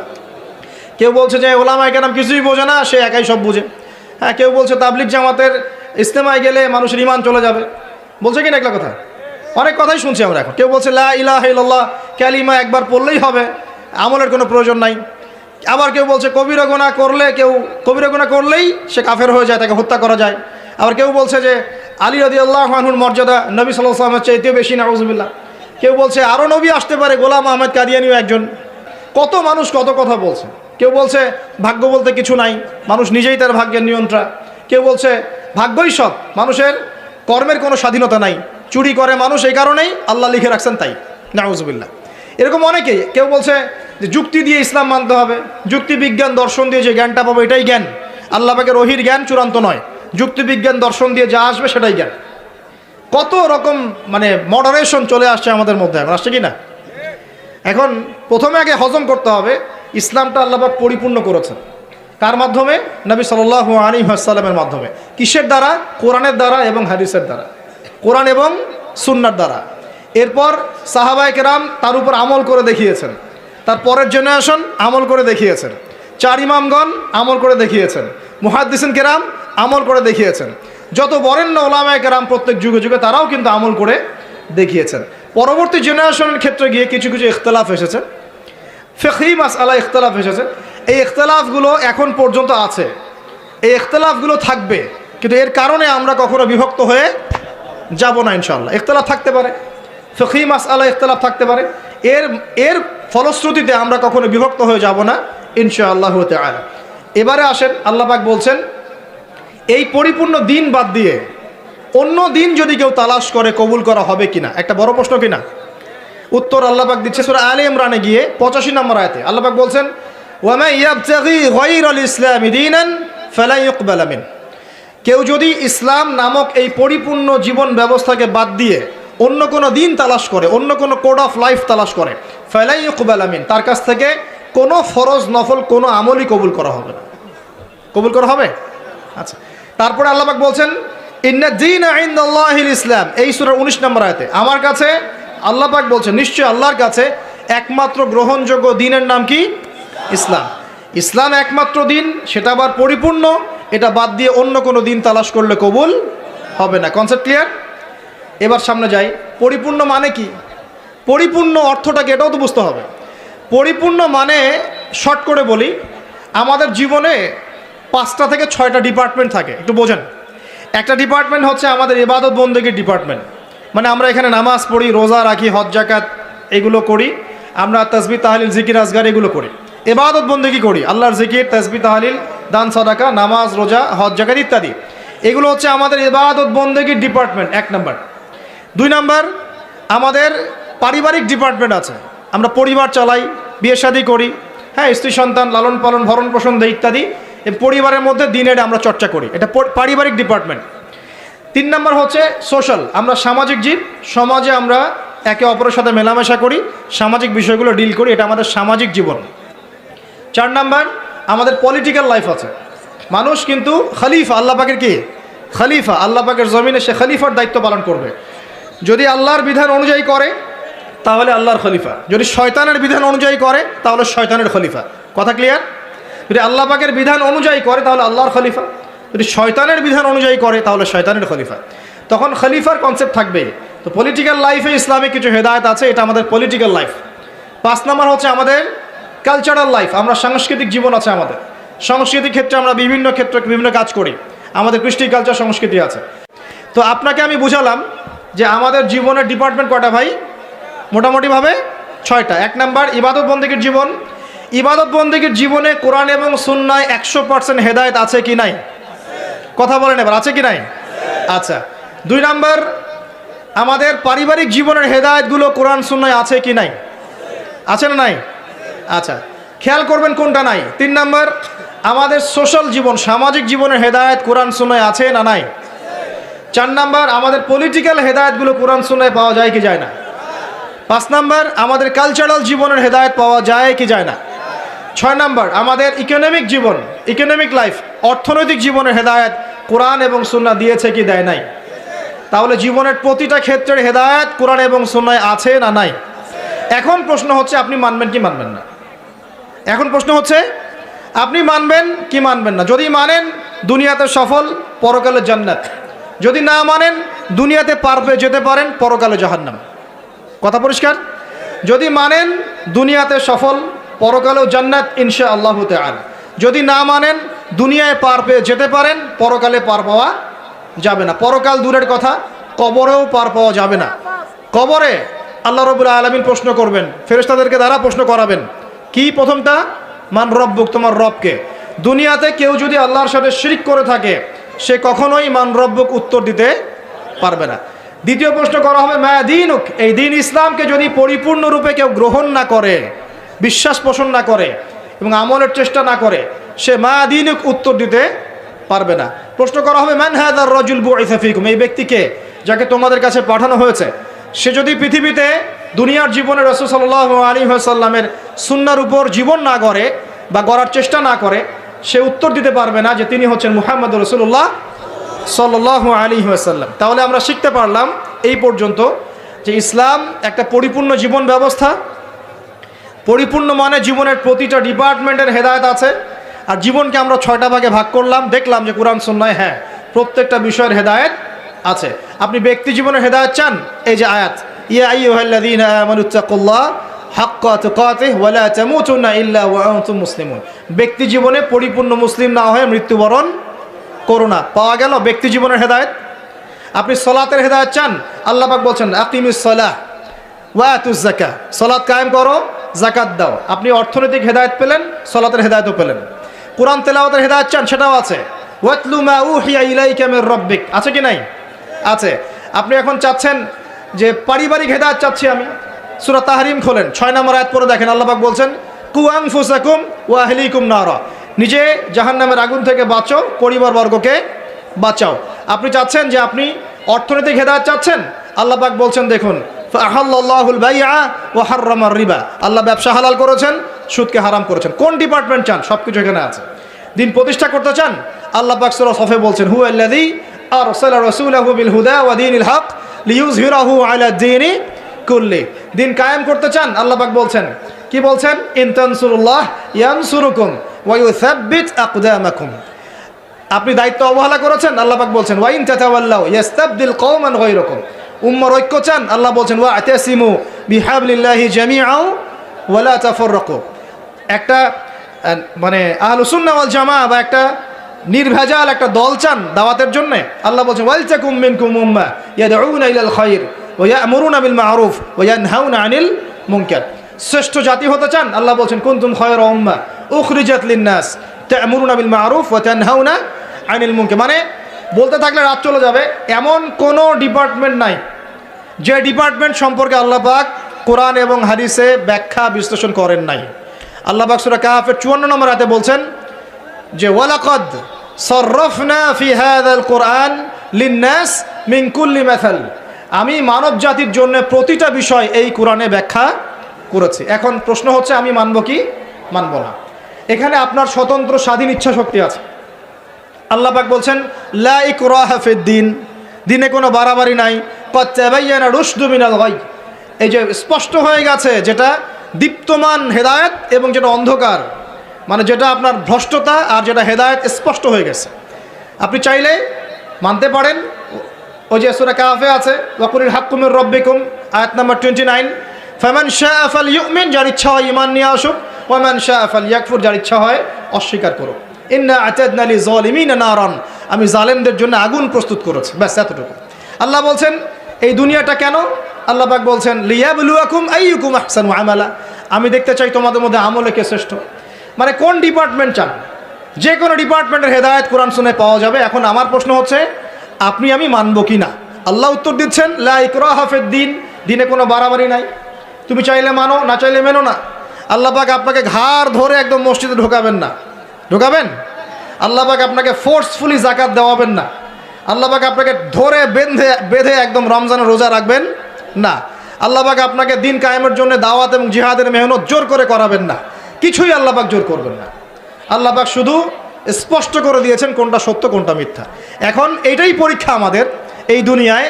দুনিয়াটা হচ্ছে কি কারাগার না? আর দুনিয়া সিজনুল লিল মুমিন ওয়াল জান্নাতু লিল কাফির।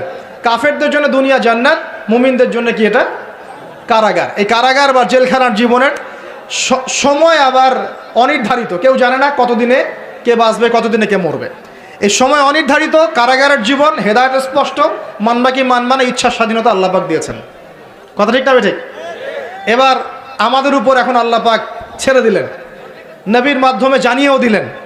আর এই নবী প্রথম নবী নন, প্রত্যেক যুগে যুগে আল্লাহ পাক নবী রসুল পাঠিয়েছেন। এমন কোনো সম্প্রদায় নাই যেখানে আল্লাহ পাক নবী পাঠান নাই। আল্লাহ পাক তার উপরে আঙ্গুল তোলার কোনো রকম সুযোগ রাখেন নাই, রেখেছেন। কেউ বলতে পারবে না যে আমি জানি নাই, আমি মেসেজ পাই নাই, আমাদের নবী আসে নাই, আমাদের কাছে আসমানি কিতাব আসে নাই। কেউ বলতে পারবে না, পারবে না। এখন আমাদের চয়েস, এখন আমরা কি পরিপূর্ণ ইসলাম পালন করতে চাইবো না চাইবো না? এবার কথা বলেন, আমরা কি পরিপূর্ণ ইসলাম পালন করব না করব না? যদি পরিপূর্ণ ইসলাম পালন করতে চাই তাহলে কয়েকটা বিষয়। এক, একটু মনোযোগ দেন, পরিবেশ নষ্ট করেন না। এক নাম্বার, আমাদের সবাইকে আল্লাহ পাকের তাওহীদ লা ইলাহা ইল্লাল্লাহর উপর থাকতে হবে এবং সুন্নাত মুহাম্মাদুর রাসূলুল্লাহর উপর থাকতে হবে। পারবো ইনশাআল্লাহ? দুই নাম্বার, আমাদের সবাইকে ইবাদত বন্দেগীর জীবনের সমস্ত ইবাদত নবীর তরিকায় করার চেষ্টা করতে হবে। আল্লাহ পাক তৌফিক দান করুন, আমিন। আমাদের সবাইকে অর্থনৈতিক জীবনে গিয়ে আবার হারামখোর হওয়া যাবে না, হালাল রিজিক অন্বেষণ করতে হবে। আল্লাহ পাক তৌফিক দান করুন, বলি আমিন। ইভেন পলিটিক্যাল লাইফে গিয়েও চেষ্টা করতে হবে আল্লাহর বিধানগুলো অনুযায়ী মানুষের মাঝে বিচার ফয়সালা করার জন্য। আল্লাহ পাক তৌফিক দান করুন, বলি আমিন। এবং সর্বোপরি দুনিয়া আখিরাতের যতগুলো ক্ষেত্র আছে, এই প্রতিটা ক্ষেত্রে রাসূলুল্লাহ সাল্লাল্লাহু আলাইহি ওয়াসাল্লামের দেখানো আদর্শ এবং তরিকা অনুযায়ী চলতে পারলে কবরেও শান্তি, দুনিয়াতেও সফল, হাউজে কাউসারের পানিও পাবো ইনশাআল্লাহ, রাসূল সাল্লাল্লাহু আলাইহি ওয়াসাল্লামের সুপারিশও পাবো ইনশাআল্লাহ, তার সাথে জান্নাতে থাকতেও পারবো ইনশাআল্লাহ। এবার দুটো দিকে ফোকাস করে আমি আলোচনা গোটাবো, খুব খেয়াল রাখেন, একটু মনোযোগ দেন, এই জায়গাটা খুব ইম্পর্টেন্ট। এই পুরো মিশনে শয়তান আমাদেরকে দুটো দিকে বেশি বিভ্রান্ত করছে। কয়টা দিক? দুটো দিক। এক, তারা শয়তান এবং তার অনুসারীদের কথা বলছি, তারা মুসলিমদেরকে জান্নাতের পথ থেকে সরিয়ে দেওয়ার জন্যে এক নাম্বার যেটা অস্ত্র হিসেবে নিয়েছে তা হলো শিরক। কি নাম? মানে শিরক যদি মুসলিমদেরকে করানো যায় তাহলে সে আল্লাহ পাকের রহমত থেকে বেরিয়ে যাবে। কারণ আল্লাহ রাব্বুল আলামিন একটা ওয়াদা করেছেন। কি ওয়াদা? আল্লাহ পাক তার নবীকে বলেছেন, তোমার উম্মতের মধ্যে কোনো ব্যক্তি যদি, হে মুহাম্মদ সাল্লাল্লাহু আলাইহি ওয়াসাল্লাম, তোমার উম্মতের কোনো ব্যক্তি যদি আসমান জমিনের সমান গুনাহ নিয়ে আমার সামনে দাঁড়ায় কিন্তু তার আমল নামায় কোনো শিরকের পাপ নাই, আমি আল্লাহ তার সামনে আসমান জমিন সমান রহমত নিয়ে হাজির হব ইনশাআল্লাহ। সুবহানাল্লাহ পড়বেন না? মানে এই উম্মতের কোনো ব্যক্তি যদি শিরিক মুক্ত আমল নামা নিয়ে আল্লাহর সাথে সাক্ষাৎ করে ইনশাআল্লাহ সে জান্নাতে যাবেই যাবে ইনশাআল্লাহ। একদিন না একদিন সে জান্নাতে যাবেই যাবে ইনশাআল্লাহ। কিন্তু কারো আমল নামায় যদি শিরকের পাপ থাকে তাহলে আল্লাহ পাক বলছেন, ইন্নাল্লাহা লা ইয়াগফিরু আন ইউশরাকা বিহি ওয়া ইয়াগফিরু মা দুনা যালিকা লিমান ইয়াশা। আল্লাহ পাক তার সাথে শিরকের গুনাহ মাফ করেন না, এছাড়া যে কোনো গুনাহ যাকে ইচ্ছা মাফ করতে পারেন। একটা হাদিসে নবীজি বলছেন, যদি কেউ চুরিও করে, জেনাও করে, কিন্তু শিরক মুক্ত আমল নিয়ে আল্লাহর সামনে দাঁড়ায়, আল্লাহ তাকেও মাফ করে দিবে ইনশাআল্লাহ তাআলা। এটাই সেই হাদিসের ব্যাখ্যা আসলে। লা ইলাহা ইল্লাল্লাহ, যে ব্যক্তি মন থেকে পড়েছে, কলবের মধ্যে সরিষা দানা পরিমাণ ঈমান আছে, মানে শিরকের পাপ করে নাই, ইনশাআল্লাহ তাআলা আল্লাহ পাক তাকে জান্নাত দিবেন একদিন না একদিন ইনশাআল্লাহ। আল্লাহ পাক তাকে বলে শাস্তি দিতে পারেন, মাফ করাতে পারেন, কিছু আযাব দিয়ে হলেও আল্লাহ পাক তাকে জান্নাতে দিবেন ইনশাআল্লাহ তাআলা। এখন প্রশ্ন হচ্ছে, তাহলে সহিহ বুখারীর এই হাদিসটা কেমন? কোন হাদিস? নবী সাল্লাল্লাহু আলাইহি ওয়াসাল্লাম বলছেন, এই হাদিসটা আসছে বুখারীতে 4 বার, একবার না কিন্তু 4 বার। নবীজি বলছেন, কিয়ামতের দিনে, মনোযোগ দেন প্রিয় ভাই, কিয়ামতের দিনে আদম আলাইহিস সালামকে ডেকে আনা হবে, ডেকে বলা হবে, তোমার সন্তান যারা আছে, আদম সন্তান, তাদের মধ্য থেকে তুমি জাহান্নামীদেরকে আলাদা করে ফেলো। আদম আলাইহিস সালাম বলবেন, হে আল্লাহ, কতজনকে আলাদা করো? আল্লাহ পাক বলবেন, প্রতি 1000-এ 999 জনকে জাহান্নামের জন্য আলাদা করে দাও। নাউজুবিল্লাহ বলবেন না? প্রতি 1000-এ 999 জনকে জাহান্নামের জন্য আলাদা করে দাও। সহিহ বুখারীতে 4 বার আসে, একবার না, 4 বার। এবার সাহাবীরা কিন্তু একটু বিচলিত হয়ে পড়লেন। তিনি বলেন, ইয়া রাসূলুল্লাহ, তাহলে কিভাবে হবে? নবী সাল্লাল্লাহু আলাইহি ওয়াসাল্লাম বলছেন, আশ্বস্ত হও, জান্নাতীদের কাতার হবে 120টা। কয়টা? 120টা। তার মধ্যে 80টা কাতার হবে আমার উম্মতে মুহাম্মাদের ইনশাআল্লাহ। এবং এই হাদিসটাও শোনালেন যে ব্যক্তি এই উম্মতের মধ্যে আল্লাহর সাথে শিরক না করে মারা যাবে, আল্লাহ পাক তাকে মাফ করে দেবেন ইনশাআল্লাহ। তাহলে প্রশ্ন, এত পার্সেন্টেজ, হিউজ পার্সেন্টেজ মানুষ কেন তাহলে জাহান্নামে যাচ্ছে? তাদের আমল নামায় কোন পাপটা থাকতে পারে যার কারণে তারা জাহান্নামে যাচ্ছে? উত্তর দেন দেখি। আল্লাহ পাক কিন্তু বলে দিয়েছেন, আল্লাহ পাক শিরক ছাড়া যে কোনো গুনাহ যাকে ইচ্ছা মাফ করতে পারেন। তাহলে এত বেশি মানুষ কেন জাহান্নামে যাচ্ছে? উত্তর, তাদের আমল নামায় কোন পাপ থাকতে পারে? শিরক। এবার আসেন, ইবলিস এবং তার অনুসারীরা উম্মতে মুহাম্মাদিকে বিভ্রান্ত করার জন্য এই শিরকের একটা ব্যাপক সয়লাব ছড়িয়ে দিয়েছে সমাজের মধ্যে। আমি খুব শর্ট করে বোঝাবো। আরেকটা হাদিস বলবো তার আগে আপনাকে, সেটা হলো এই উম্মতের 70,000 মানুষ কিন্তু আবার বিনা হিসেবে জান্নাতে যাবে। এই উম্মতের 70,000 মানুষ বিনা হিসেবে জান্নাতে যাবে, যারা 1 নাম্বার পাখি উড়িয়ে ভাগ্য গণনা করে না। যারা পাখির সাথে ভাগ্য গণনা করে, শিরকের সাথে সম্পর্ক আছে কি নাই? আচ্ছা। যারা আগুনের সেকা টাকা দিয়ে আগুনের উল্কি অঙ্কন করে চিকিৎসা পদ্ধতি গ্রহণ করে না। যারা হারাম অবৈধ কোনো ঝাড়ফুঁক গ্রহণ করে না, এই যে তাবিজ কবজ কবিরাজি করে না, কুফরি কালাম করে ঝাড়ফুঁক করছে না, এগুলো করে না। যারা সর্বাবস্থায় আল্লাহর উপর তাওয়াক্কুল করে, 70,000 এমন মানুষ বিনা হিসেবে জান্নাতে যাবে ইনশাআল্লাহ। এটাও মাথায় নেন। এবার সামনে আসেন, ইবলিস এবং তার অনুসারীরা কিভাবে শিরক ছড়িয়েছে? কয়ভাবে? উত্তর, 3 ভাবে। কয়ভাবে? 3 ভাবে। আশ-শিরকু ফিল আকীদা, শিরক ছড়িয়েছে বিশ্বাসের মধ্যে। যেমন কিছু মানুষ বিশ্বাস করে এখনও এই যুগে, এবং এই যুগেরও এদের সংখ্যা বেশি, তারা বিশ্বাস করে যে আল্লাহ এই মহাবিশ্ব সৃষ্টি করেন নাই, এই মহাবিশ্ব সৃষ্টি হয়েছে বিগ ব্যাং থেকে। এই কনসেপ্টে মানুষ নাই? কোরআনে সূরা আম্বিয়ার মধ্যে একটা কথা আছে, আওয়ালাম ইয়ারাল্লাযীনা কাফারু আন্না আস-সামাওয়াতি ওয়াল আরদা কানাতা রাতকান ফাফাতাকনাহুমা। আল্লাহ পাক বলছেন, কাফেররা কি লক্ষ্য করে দেখে না যে আসমান সমূহ এবং জমিন একটা বিন্দুর মধ্যে ছিল একত্রিত, আমি এটাকে বিচ্ছিন্ন করে দিয়েছি। যদি তারা বলেও যে বিগ ব্যাং থেকে সব সৃষ্টি হয়েছে, আমরা বলবো এই বিগ ব্যাং এর স্রষ্টা হচ্ছেন আল্লাহ রাব্বুল আলামিন। কথা বুঝতে পারছেন? তো এই যে চিন্তা ওদের যে আল্লাহ বলতে কেউ নাই, এটা শিরক কিনা? কেউ কেউ চিন্তা করছে যে আল্লাহ আছেন, আরও উপাস্য আছে, যেমন আল্লাহ, তার সন্তান নাউজুবিল্লাহ ঈসা আলাইহিস সালাম এবং পবিত্র আত্মা রুহুল কুদুস। এই সংখ্যায় লোক আছে কি নাই? এদের সংখ্যা কত বিশ্বে? 300-400 কোটি হবে কি না? না না, আরও কম হবে, হয়তো বেশি বলে ফেলছে। মানে কোটি তো হবেই, 100 কোটির তো বেশি হবে নাকি? সারা বিশ্বে মুসলিমদের সংখ্যা বেশি না খ্রিস্টানদের? খ্রিস্টানদের মধ্যে এক শ্রেণীর খ্রিস্টান, তারা সবাই বলে না, এক শ্রেণীর খ্রিস্টান বলে যে আল্লাহ 3 জন, 3 ইলায় বিশ্বাস করে, 3 খোদায় বিশ্বাস করে। এই কয়েকদিন আগে বলেছি আমরা, কি নাউজুবিল্লাহ বলেছে, মেরি ক্রিসমাস বলেছে না, 25শে ডিসেম্বর। এবং মুসলিমরাও এর সাথে একাত্মতা প্রকাশ করেছে। আস্তাগফিরুল্লাহ ওয়া আতুবু ইলাইহি। সূরা মারিয়ামে আল্লাহ পাক বলছেন, তারা এমন একটা কথা বলে, ওয়াকালু ইত্তাখাযাল্লাহু ওয়ালাদা, তারা বলে আল্লাহ সন্তান গ্রহণ করেছেন। নাউজুবিল্লাহ। লাকাদ জিতুম শাইআন ইদ্দা তাকাদু সামাওয়াতু ইয়াতাফাত্তারনা মিনহু ওয়া তানশাক্কুল আরদু ওয়া তাখিরুল জিবালু হাদ্দা। আল্লাহ পাক বলছেন, কথার ওজনগুলো দেখেন। আল্লাহ পাক বলছেন, যখন তারা বলে যে আল্লাহ সন্তান গ্রহণ করেছে, তখন আসমান নিজেই ফেটে পড়তে চায়, জমিন নিজেই চৌচির হতে চায়, এবং পাহাড়গুলো নিজেই থরথর করে কেঁপে ভেঙে পড়তে চায়। যদি আল্লাহ পাক এদেরকে ক্ষমতা দিতেন, যে ইচ্ছার স্বাধীনতা দিতেন, হ্যাঁ করো, তাহলে আসমান ফেটে পড়তো। এখন যখন আমরা বলছি যে মেরি ক্রিসমাস, আসমান ফেটে পড়তো। ও যেদিন 25 ডিসেম্বর ছিল, ওই দিন আমি আমার এয়ারে ফ্লাইও করছিলাম, সম্ভবত কক্সবাজার যাচ্ছি প্রোগ্রাম। তো দেখি যে বিমানের মধ্যেই বলা শুরু করলো যে লেডিস অ্যান্ড জেন্টলম্যান, হ্যাঁ ladies and gentleman, welcome to our flight, এগুলো বলছে। বলার পরে বলছে যে মেরি ক্রিসমাস, সবাইকে ক্রিসমাসের আন্তরিক শুভেচ্ছা।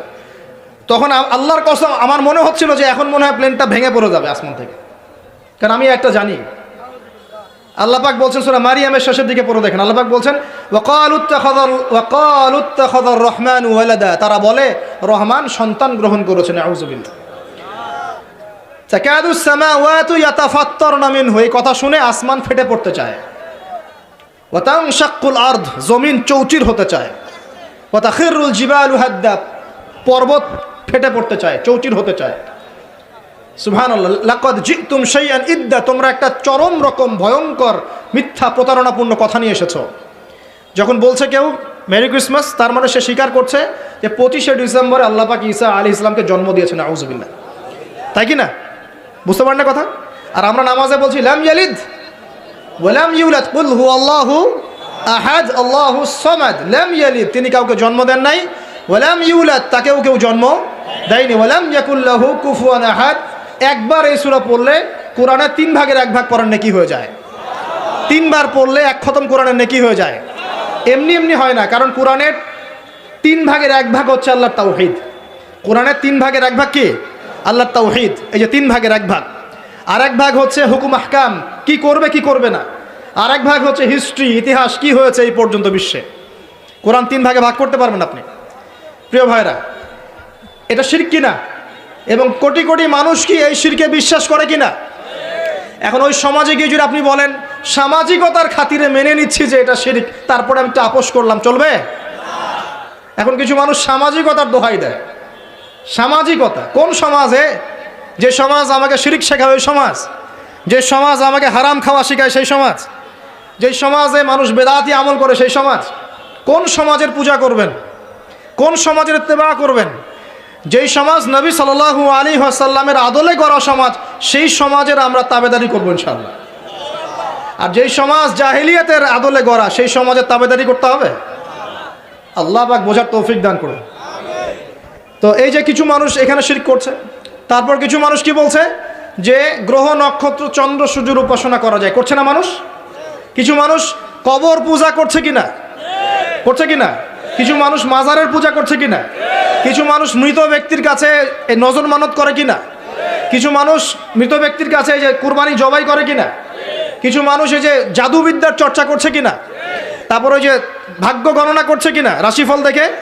কিছু মানুষ টিয়া পাখির মাধ্যমে ভাগ্য গণনা করছে কিনা? প্রত্যেকটা রন্ধ্রে রন্ধ্রে শিরক। প্রথম শিরক হচ্ছে আকীদার, বিশ্বাসের। আল্লাহ ছাড়া কেউ সন্তান দিতে পারে, বিশ্বাস করলে শিরক। আল্লাহ ছাড়া কেউ আমাকে পরকালে বাঁচাবে, বিশ্বাস করলেই শিরক। আল্লাহ ছাড়া কেউ আমাকে ভালো করতে পারে, বিশ্বাস করলে শিরক। খারাপ করতে পারে, বিশ্বাস করলে শিরক। আল্লাহ ছাড়া কেউ উপকার অপকার করতে পারে, বিশ্বাস করলে শিরক। আল্লাহ থেকে সব হয়, এই কনসেপ্টের বাইরে গেলেই শিরক হয়ে যাবে। সব কিছু কার থেকে হয়? তো এই যে লা ইলাহা ইল্লাল্লাহ একটা আকীদার বিষয়। প্রথমে আকীদার মধ্যে শিরক ঢুকেছে, একটা শিরক ঢুকেছে আমলের মধ্যে। আর শিরকু ফিল আমাল, আমলগুলোর মধ্যে কীরকম? এই যে আল্লাহ বাদ দিয়ে অন্য কাউকে সেজদা করা, আল্লাহ বাদ দিয়ে অন্য কারোর জন্য নজর মানত করা, আল্লাহ বাদ দিয়ে অন্য কারোর জন্য এই যে আপনি কুরবানি করছেন, হ্যাঁ, আল্লাহ ছাড়া অন্য কারোর কাছে দোয়া করছেন, সবই শিরক। এই যে আপনি হাতের মধ্যে একটা বালা পরে আছে, বালাটা খুলতে বললে খোলেন না, কেন খোলেন না? আপনার ধারণা এটা খুলে ফেললে আপনার ক্ষতি হবে, রোগ আর ভালো হবে না। এই যে আকীদা, শিরকি আকীদা, শিরকি আকীদা, টাটকা শিরকি আকীদাটা। যদি মনে করেন যে এটা খুললে, এই যে আংটি একটা পরেছেন, মনে করেন এই নিয়াতে পরে থাকেন যে এই আংটি পরার পরে আমার রোগ ভালো হবে, টাটকা শিরক। এমনি যদি পড়েন সৌন্দর্য বর্ধনের জন্য পড়েছি, কোনো সমস্যা নাই, ইন্নামাল আমালু বিন্নিয়াত। কিন্তু যদি এই নিয়াতে পড়েন এই আংটিটা পরলে আমার রোগটা ভালো হবে, খুললে আর রোগ ভালো হবে না, ব্যাস শিরক হয়ে গেছে। তারপরে বিয়ে হচ্ছে না, তাবিজ করতেছে, তাবিজ করলে বিয়ে হবে, শিরক হয়ে গেল। আবার একজন একজনকে ভালোবাসে, অবৈধ ভালোবাসা, বৈধটা না অবৈধটা। এখন তার আবার বিয়ে ঠিক হয়েছে এক জায়গায়, এই বিয়ে সে ভাঙাবে, কবিরাজের কাছে গিয়ে বিয়ে ভাঙানি করতেছে, চালাচালি করতেছে, নকশা আঁকতেছে, করে না? স্বামী স্ত্রীর কথা শোনে না, স্ত্রী চলে গেছে কবিরাজের কাছে, গিয়ে বলছে আমার স্বামী আমার কথা শোনে না, তাবিজ করবো, তাবিজ দেন। স্বামী ঘুমায়, বালিশের নিচে দেখে তাবিজ। আছেন এরকম কুফরি কালাম? সবই শিরক। কেউ জাদুবিদ্যার চর্চা করতেছে মানুষ এখন। এবং বিশ্বাস করেন, আমি একটা নিউজ দিই আপনাদেরকে, এখন বিশ্বের একটা অংশের মানুষ সত্যি সত্যি ব্ল্যাক ম্যাজিক বা কালো জাদু করে। ব্ল্যাক ম্যাজিক বা কালো জাদুর চর্চা হচ্ছে, আবার নতুন করে বিশ্বে কালো জাদুর চর্চা হচ্ছে। তো খেয়াল রাখতে হবে এগুলো থেকে বাঁচার জন্য কি করব? বাঁচার জন্য প্রতিদিন 5 ওয়াক্ত নামাজ, পবিত্র অবস্থায় থাকার চেষ্টা করা, সকাল সন্ধ্যার মাসনুন দোয়া কালামগুলো পড়বেন হিসনুল মুসলিম বই থেকে। আর এই যে আপনার কোরআন তেলাওয়াত, ডেইলি একটু করে কোরআন তেলাওয়াত করলে ইনশাল্লাহ এই ধরনের চোখ লাগা, বদনজর, জাদুটোনা সব কিছু পরাজিত হয়ে যাবে ইনশাআল্লাহ তাআলা। বহু মানুষ জিনের উপাসনা শুরু করেছে, হ্যাঁ, জিন তাবে করছে, জিনকে দিয়ে কাজ করাচ্ছে। এগুলো তো সায়েন্স বিশ্বাস করে না, করে? জিন জাতির অস্তিত্ব আছে কি নাই? ওয়ামা খলাকতুল জিন্না ওয়াল ইনসা, আল্লাহ পাক বলছেন ওয়ামা খলাকতুল জিন্না ওয়াল ইনসা, আমি জিন আর মানুষকে সৃষ্টি করেছি কি জন্যে? ইল্লা লিয়াবুদুন, আমার ইবাদত করার জন্য। আমাদের সবার সাথেই একটা করে শয়তান জিন আছে, আছে না নাই? আছে। বাথরুমে যান না, বাথরুমে যাওয়ার সময় কি দোয়া পড়েন? আল্লাহুম্মা ইন্নী আউযু বিকা মিনাল খুবসি আর খাবাইস, মানে কি? খুবসি আর খাবাইস মানে কি? দুষ্ট নোংরা জিন শয়তান। তো সুলাইমান আলাইহিস সালামের যুগ থেকে জাদুবিদ্যার চর্চা চলে আসছে এবং আমাদের নবী মুহাম্মদ সাল্লাল্লাহু আলাইহি ওয়াসাল্লামকেও কিন্তু জাদু করা হয়েছিল, জানেন এটা? আমাদের নবী সাল্লাল্লাহু আলাইহি ওয়াসাল্লামের মাথার চুল মোবারককে নিয়ে জাদু করেছিল মহিলা, ঠিক আছে? এই জাদুর অস্তিত্ব ছিল একটা কূপের নিচে।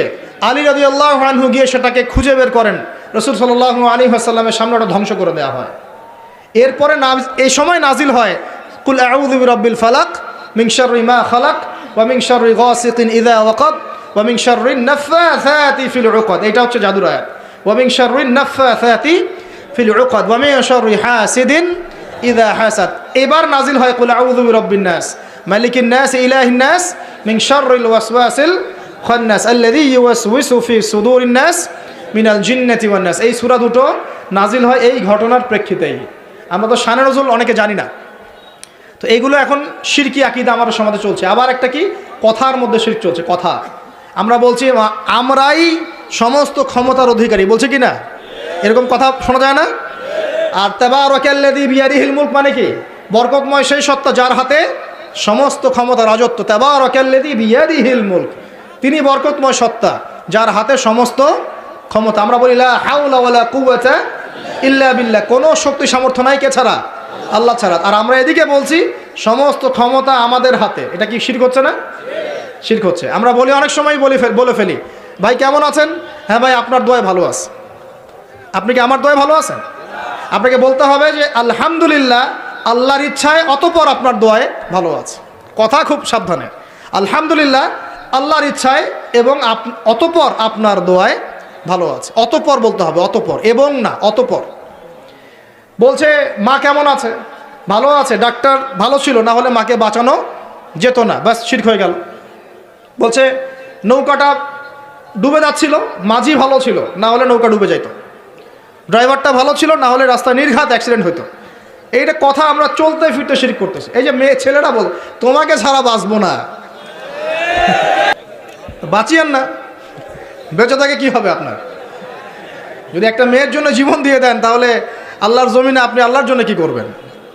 তো এই যে অনেক গানও আছে দেখবেন, অনেক গানের লিরিক্সগুলো, ম্যাক্সিমাম গানের লিরিক্সের মধ্যে দেখবেন শিরকি কথা আছে। খেয়াল করে দেখবেন, ম্যাক্সিমাম গানের লিরিক্সের মধ্যে শিরকি কথা আছে। হ্যাঁ, এই চাঁদ তোমাকে দিয়ে দিলাম, চাঁদ তোর বাপের। হ্যাঁ, তোমার জন্য তারা ছিনিয়ে এনে নিব, তারা কি তোর বাপের? তারা চাইলে ছিনিয়ে আনতে পারবে। মানে অনেক ক্ষেত্রে শিরক হচ্ছে। অনেকে দেখা যায় তোমার জন্যে মরতে পারি, এরকম কথা। আমি আসলে গানের লিরিক্স এখন বলতে পারবো না, কারণ এগুলো অনেক আগের কথা, যে জীবনে হয়তো যখন অনেক ছোটো ছিলাম তখন হয়তো গান টান কানে আসতো আর কি। তো ওই লিরিক্স তো এখন মনে নাই, কিন্তু আপনারা একটু খেয়াল করে দেখবেন অনেক গানের লিরিক্স আছে, এগুলো কিন্তু শিরকি কথা, আল্লাহর সাথে দ্রোহিতা হচ্ছে কি না?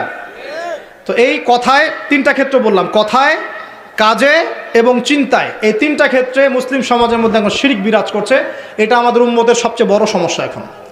আল্লাহ পাক আমাদের সবাইকে শিরক মুক্ত আমল করার তৌফিক এনায়েত করুন, সকলে বলে আমিন। তাহলে কি করতে হবে? আমি কয়েকটা বই পড়ার পরামর্শ দিচ্ছি। কিতাবুত তাওহীদ একটা বই আছে, শিরক সম্পর্কে অনেক বিস্তারিত আলোচনা করা আছে, এটা পড়তে পারেন। তারপরে কোরআন সুন্নাহর আলোকে ইসলামী আকীদা একটা বই আছে, এটা পড়তে পারেন। আকীদা তাহাভিয়াটা পড়তে পারেন। আর শিরক সম্পর্কে আরও অনেক বইপত্র বাজারে বের হয়েছে, শিরক কী ও কেন ইত্যাদি টাইপের।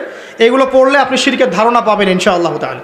আল্লাহ পাক আমাদের সবাইকে শিরক মুক্ত আমল করার তৌফিক এনায়েত করুন, সকলেই বলি আমিন। আর একটা কথা বলি শিরক সম্পর্কে, সেটা হলো আধুনিক সময়ে কিন্তু নতুন একটা শিরক চালু হয়েছে, এটা শুনে রাখেন। সেটা কি? আল্লাহর যত হালাল আছে এগুলোকে মানুষ হারাম করছে দিন দিন, আর আল্লাহ পাকের হারামগুলোকে হালাল করছে দিন দিন। এটা কিন্তু একটা শিরকি আকীদা, এটাও কিন্তু শিরক, জানেন? ইত্তাখাযু আহবারহুম ওয়া রুহবানাহুম আরবাবা মিন দুনিল্লাহ, তারা ধর্মনেতা এবং সমাজ নেতাদেরকে রবের আসনে বসিয়েছিল। এখন আদী ইবনে হাতেম তিনি বলছেন রাদিয়াল্লাহু আনহু যে আমরা তো আমাদের ধর্মনেতা বা সামাজিক নেতাদের তো পূজা করি না। তখন নবী সাল্লাল্লাহু আলাইহি ওয়াসাল্লাম বলছেন তারা কি আল্লাহর হালালকে হারাম করে দেয় না? তোমরা কি তা মেনে নাও না? আবার তারা কি আল্লাহর হারামকে হালাল করে ফেলে না? তোমরা কি তা মেনে নাও না? তখন তিনি বলছেন বেলা ইয়া রাসূলুল্লাহ, এটা তো আমরা করি। তখন নবী সাল্লাল্লাহু আলাইহি ওয়াসাল্লাম বলছেন তিলকা ইবাদাতুহুম, এটাই তো ওদের ইবাদত করা। কেউ যদি আল্লাহর হালালকে হারাম করে আর আমরা তা মেনে নেই, আমরা ওদের ইবাদত করছি। কেউ যদি আল্লাহর হারামকে হালাল করে নেয়, হালালকে হারাম করে নেয়, আমরা তার কথা মেনে নেই, তাহলে আমরা তার ইবাদত করছি। আল্লাহ পাক আমাদেরকে এই ধরনের শিরক থেকে বাঁচার তৌফিক দান করুন। আমিন। আরেকটা সমস্যা বলে শেষ করছি, উম্মার মানে দুর্দশার অন্যতম একটা কারণ, সেটা হলো বেদাত। এটুক বলে একটু বসেন, 10 মিনিট সময় নেব। এটা একটা ইম্পর্টেন্ট টপিক, এটা একটু বুঝতে হবে, খুব ইম্পর্টেন্ট। এই কারণে উম্মার মধ্যে অনেক ফাসাদ সৃষ্টি হয়েছে, ফিতনা সৃষ্টি হয়েছে, এবং মানুষ নবীর সুন্নত থেকে মুখ ফিরিয়ে এখন সব বেদাতি আমল করা শুরু করেছে। আর এই বেদাতগুলোকে মানুষ সামাজিকতা বলে চালিয়ে। নবী সাল্লাল্লাহু আলাইহি ওয়াসাল্লামের সুন্নাহ মানে আল্লাহ পাক কোরআন নাজিল করেছেন, তার রাসূলের হাদিস আছে আমাদের সামনে। কোরআন এবং হাদিস, নবী যেভাবে আমল করেছেন আমরা সেভাবে আমল করি, এর নাম সুন্নাহ। সাহাবায়ে কেরাম রাদিয়াল্লাহু আনহুম যেভাবে করেছেন আমরা সেটা করি, এর নাম সুন্নাহ। মানে নবী সাল্লাল্লাহু আলাইহি ওয়াসাল্লাম বলছেন মাই ইয়াইশ মিনকুম বা'দি, তোমাদের মধ্যে আমার পরে যারা বেঁচে থাকবে, ফাসায়ারা ইখতিলাফান কাসীরা, তোমাদের মধ্যে যারা বেঁচে থাকবে আমার পর তারা দেখবে অনেক ইখতিলাফ চলছে সমাজের মধ্যে। তো আলাইকুম বিসুন্নতি ওয়া সুন্নতি খুলাফায়ে রাশিদিন মাহদিন মিন বা'দি, তখন তোমাদের কাজ হবে আমার সুন্নতকে আঁকড়ে ধরে থাকা এবং আমার হেদায়েতপ্রাপ্ত খুলাফায়ে রাশিদা সাহাবায়ে কেরাম তাদের সুন্নতকে আঁকড়ে ধরে থাকা। এই সুন্নতের বাইরে যে কোনো কাজ, যে কোনো আকিদা, যে কোনো মতবাদ, এগুলো সবই বেদাত বলে গণ্য হবে। আল্লাহ পাক আমাদেরকে বোঝার তৌফিক দান করুন। যেমন তাওহীদে থাকতে হবে, শিরক করা যাবে না, ঠিক তেমনি সুন্নতে থাকতে হবে, বেদাত করা যাবে না। সুন্নত কেমন? নবী সাল্লাল্লাহু আলাইহি ওয়াসাল্লাম ঘুমিয়েছেন যেভাবে, সেইভাবে ঘুমাবো সুন্নত। নবীজি ঘুমিয়েছেন, ঘুমানোর আগে ওযু করেছেন, ডান দিকে কাত হয়েছেন, আল্লাহুম্মা বিইসমিকা আমুতু ওয়া আহইয়া বলেছেন, সূরা মুলক তেলাওয়াত করেছেন, পারলে আপনি করবেন। আয়াতুল কুরসি পড়েছেন, সূরা বাকারার শেষের 3টা আয়াত পড়েছেন, হ্যাঁ 33 বার সুবহানাল্লাহ, 33 বার আলহামদুলিল্লাহ, 34 বার আল্লাহু আকবার পড়েছেন, ঘুমিয়ে গেছেন। এখন যদি নবীর সুন্নাহ মতো ঘুমাই, এই ঘুমটাও নেকির কাজ হবে ইনশাআল্লাহ। এখন যদি ঘুমানোর নতুন কোনো তরিকা আমি বের করি, তাহলে নবীর সুন্নতের বাইরে বেদাত হয়ে যাবে। বেদাত শব্দের অর্থ হচ্ছে নতুন আবিষ্কার। বেদাত শব্দের অর্থ হচ্ছে নতুন আবিষ্কার। সুন্নাহ মানে যেমন আদর্শ, রীতি, আল্লাহ পাকেরও সুন্নত আছে, নবী সাল্লাল্লাহু আলাইহি ওয়াসাল্লামেরও সুন্নত আছে, আমরা তার সুন্নত মেনে জীবন করবো ইনশাআল্লাহ। আল্লাহ পাক তৌফিক দান করুন। ঠিক তাওহীদের বিপরীত যেমন শিরক থাকে, সুন্নতের বিপরীত থাকে কি? বেদাত, মানে নতুন আবিষ্কার। এটাকে 2 ভাগে ভাগ করা যায়, খেয়াল করি একটু আমার দিকে। কয় ভাগে ভাগ করা যায়? 2 ভাগ। একটা হচ্ছে দুনিয়াবি ক্ষেত্রে নতুন আবিষ্কার, একটা দিনের ক্ষেত্রে নতুন আবিষ্কার। দুনিয়াবি ক্ষেত্রে মানে কি? এই যে মোবাইল ফোন আপনার হাতে আছে, এই মোবাইল ফোন কি রাসূলের যুগে ছিল? সাহাবীদের যুগে ছিল? এই যে লাইটিং করেছি, নবীর যুগে এরকম লাইট ছিল?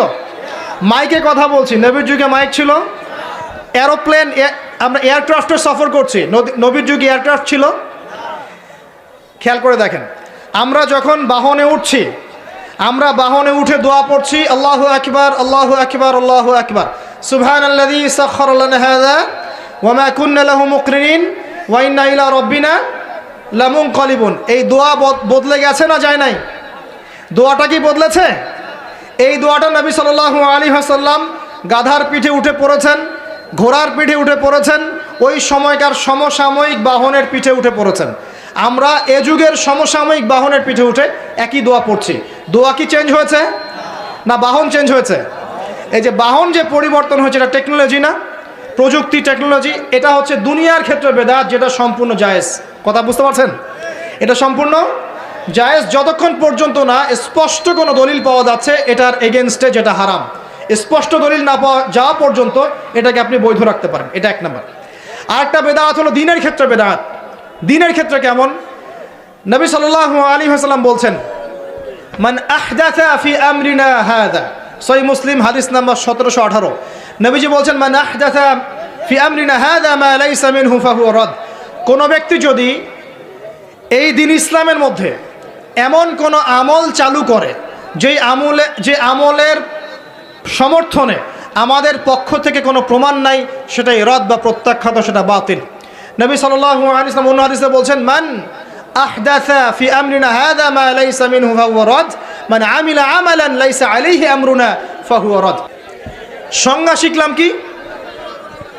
আমার সাথে বলেন দেখি, বেদাত শব্দের অর্থ কি? নতুন আবিষ্কার। কয় প্রকার হয়? কয় প্রকার হয়? একটা দুনিয়াবি ক্ষেত্রে, যেমন বললাম যে এই যে প্রযুক্তিগত বেদাত যেগুলো হয়েছে, এগুলো জায়েজ না জায়েজ? জায়েজ, যতক্ষণ পর্যন্ত না এগুলোর বিপরীতে কোনো দলিল স্পষ্ট পাওয়া যাচ্ছে ততক্ষণ পর্যন্ত জায়েজ। আর একটা দিনের ক্ষেত্রে যেটা, সেটা কি জায়েজ হবে না না জায়েজ হবে? দিনের ক্ষেত্রে যদি আমরা এমন কোনো আমল করি নেকির আশায়, সওয়াবের আশায়, যেটা রাসূল করেন নাই, সাহাবীরা করেন নাই এবং তাবেঈন ইমামগণ সবার থেকে প্রমাণিত না, এই কাজটা যদি সওয়াবের আশায় করতে যাই যার পক্ষে কোনো দলিল পাওয়া যায় না, সেটাকেই বাতিল প্রত্যাখ্যাত বেদাত বলা হয়। কথা বুঝতে পারছেন কিনা? উদাহরণ দিলে এবার ক্লিয়ার হবে। কয়েকটা ভাবে হতে পারে। যেমন এক নাম্বার ধরন কেমন? মনে করেন যে আপনি হালুয়া রুটি সেমাই খাবেন, খুব ভালো কথা। হালুয়া রুটি সেমাই খাওয়া কি জায়েজ না জায়েজ? এই খাবারটা হালাল না হারাম? হালাল। আপনি এখনও খেতে পারেন, আপনি সকালেও খেতে পারেন, আপনি দুপুরেও খেতে পারেন, যখন ইচ্ছা তখন খেতে পারেন।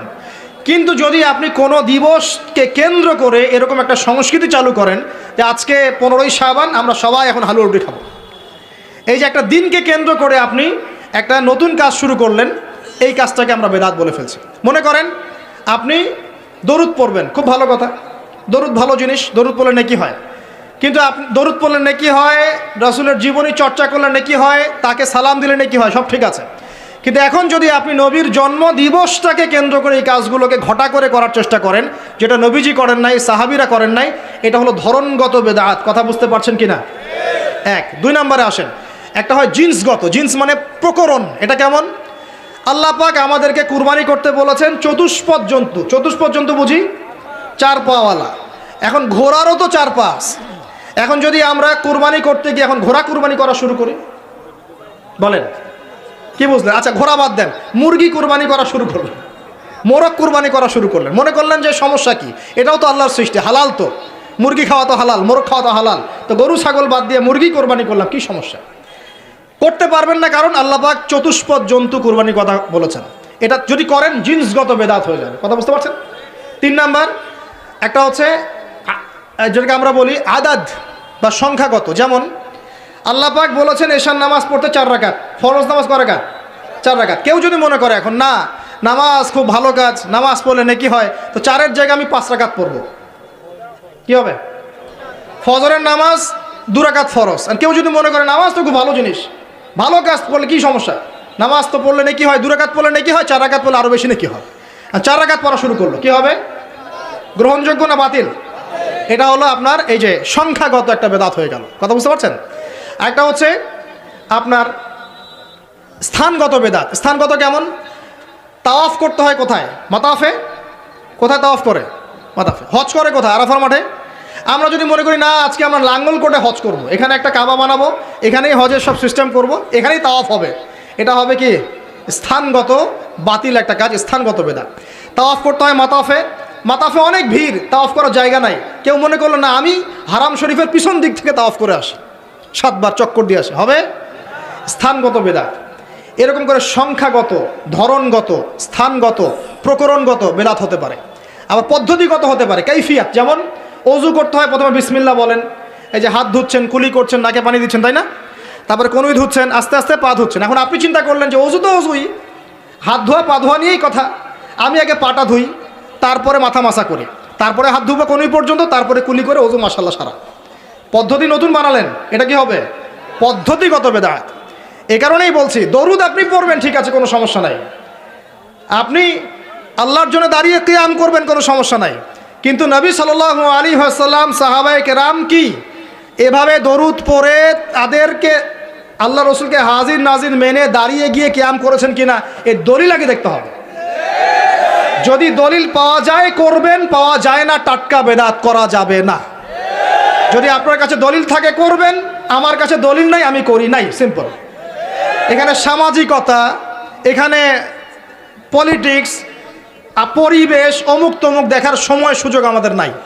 কারণ সারা দুনিয়ার মানুষ যদি সুদ খায়, আমরা সুদ খেতে পারবো না। সারা দুনিয়ার মানুষ যদি বলে যে জেনা হালাল, আমরা জেনা করতে পারবো না। সারা দুনিয়ার মানুষ যদি বলে মাদকদ্রব্য হালাল, সবাই খাচ্ছে, আমি খেলে কি সমস্যা, আমরা খেতে পারবো না। সারা দুনিয়ার মানুষ যদি বলে দাড়ি কেটে ফেলো, সবাই কেটে ফেলছে, আমরা কাটতে পারবো না। সারা দুনিয়ার মানুষ যদি বলে যে নামাজ কেউ পড়তেছে না, আমরা না পড়লে কি সমস্যা, আমরা পড়তে এরকম কাজ করতে পারবো না। সারা দুনিয়ার মানুষ বলছে যে এই যুগে কি আর আল্লাহর বিধান চলে, কিন্তু আমরা বলবো যে হ্যাঁ, প্রত্যেক যুগেই আল্লাহর বিধান চলার চেষ্টা করতে হবে। সারা দুনিয়ার মানুষ কি বললো আর সংখ্যাগরিষ্ঠ মানুষ কি বললো, এগুলো দেখার বোঝার সময় নেই আমাদের, কারণ কোরআন এবং সুন্নাহ যা বলেছে অকাট্য সত্য তাই করতে হবে। এই কাজের পিছনে যদি দলিল পাওয়া যায় কাজ করবেন, যদি দলিল পাওয়া না যায় তারপরেও যদি আপনি করেন, আপনি টাটকা বেদাতি মানুষ একজন। আর একজন বেদাতি মানুষের সাথে তর্ক করার মতো কুরুচিও আমাদের কাছে নাই। বেদাতের কেন করে মানুষ? অজ্ঞতাবশত, হঠকারিতাবশত, দলিল না থাকার কারণে, জাল দলিল পেশ করার কারণে। কেন মানুষ করে? মানুষ করে দুনিয়ার স্বার্থগত কারণে, লৌকিকতার কারণে, মানুষকে সন্তুষ্ট করার কারণে। কি পরিণতি হবে? দুই চারটা হাদিস বলে শেষ করছি। একটু শোনেন, নবী সাল্লাল্লাহু আলাইহি ওয়াসাল্লাম বলছেন, আমি সবার আগে হাউজে কাউসারে যাব, যাওয়ার পরে আমি তোমাদের জন্য অপেক্ষা করতে থাকবো, আর মানুষ আমার সামন দিয়ে চলে যাবে। মান মাররা আলাইয়া শারিবা, যে আমার সামন দিয়ে যাবে সে এই হাউজে কাউসারের পানি পাবে আমার কাছে। ফামান শারিবা লাম ইয়াজমা আবাদা, কেউ যদি একবার পান করে সে কখনো পিপাসার্ত হবে না। হাউজে কাউসারের পানি হবে মধুর চেয়ে মিষ্টি, দুধের চেয়ে সাদা, একবার পান করলে আর কখনো পিপাসার্ত হবে না। এবার নবী সাল্লাল্লাহু আলাইহি ওয়াসাল্লাম বলছেন, খেয়াল করেন, নবীজি বলছেন, সুম্মা ইউহালু বাইনি ওয়া বাইনাকুম, এরপর আমার এবং তাদের মাঝখানে হঠাৎ একটা পর্দা পড়ে যাবে। আমি বলবো ইন্নাহুম মিন্নি, তার তো আমার উম্মত, পর্দা কেন পড়ে গেল, কেন পর্দা পড়ে গেল? নবী সাল্লাল্লাহু আলাইহি ওয়াসাল্লামকে বলা হবে, ইন্নাকা লা তাদরি, ইন্নাকা লা তাদরি, হে নবী আপনি জানেন না, মা আহদাসু বা'দাক, তারা আপনার ইন্তেকালের পরে দিনের মধ্যে কত নতুন নতুন বেদাত আমল এবং আকীদা চালু করেছিল, আপনি জানেন না। নবীজি তখন বলবেন, সুহকান সুহকান, দূর হয়ে যাও, দূর হয়ে যাও, লিমান গায়্যারা বা'দি, যারা আমার পরে দিনকে পরিবর্তন করেছো তারা এখান থেকে দূর হয়ে যাও। অন্য হাদিসে আসছে, নবী সাল্লাল্লাহু আলাইহি ওয়াসাল্লাম বলছে, মান আহদাসা হাদাসান, কেউ যদি কোনো বেদাত করে, ওয়া আওয়া মুহদিসান, এবং বেদাতিকে সম্মান করে আশ্রয় দেয়, সে যেন ইসলাম ধ্বংস করার কাজে সাহায্য করলো। একটা হাদিসে বলছেন, ফাআলাইহি লা'নাতুল্লাহি ওয়া মালাইকাতিহি ওয়ান নাসি আজমাইন, কেউ যদি বেদাত করে, বেদাতিকে আশ্রয় দেয়, তাকে সম্মান করে, তার উপরে আল্লাহ এবং তার ফেরেশতা এবং পুরো মানব জাতির লানত অভিশাপ আছে।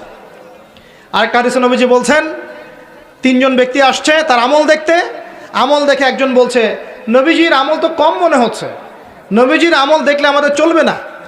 কদ গুফিরা লাহু মা তাকাদ্দামা মিন যামবিহি ওয়া মা তাআখার, নবীজির আগের পরের সব গুনাহ মাফ, তার আমল দেখলে আমাদের চলবে না। ফাইন্নাহুম তাকাল্লুহা, আমলকে তারা অল্প মনে করলো। একজন বলছে, আম্মা আনা, আমি উসাল্লি লাইলান আবাদা, আমি সারা রাত নামাজ পড়বো, আমি ঘুমাবো না।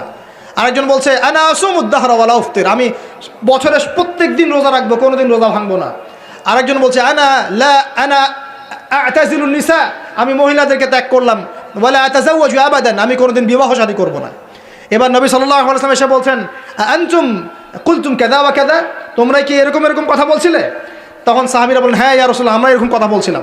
নবীজি বলেন, শুনে রাখো, ওয়াল্লাহি, আল্লাহর কসম করে বলছি, লাইন্নী আতকাকুম লিল্লাহি ওয়া আতকাকুম লিল্লাহি ওয়া আতকাকুম বিহি, ওয়াল্লাহি, আমি আল্লাহর কসম করে বলছি, ওয়া ইন্নী লা আখশাকুম লিল্লাহি ওয়া আতকাকুম বিহি, আমি তোমাদের চাইতে বেশি আল্লাহকে ভয় করি এবং আমি তোমাদের মধ্যে বেশি মুত্তাকি মানুষ, তোমাদের মধ্যে সবচেয়ে মুত্তাকি আমি, এবং আমি সবচেয়ে বেশি আল্লাহকে ভয় করি।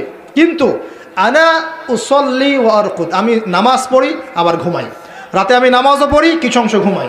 আনা আসুম ওয়া আফতির, আমি সিয়ামও রাখি আবার ছেড়েও দিই, রোজাও রাখি ছেড়েও দিই, টানা আমি সারা বছর রোজা রাখি না।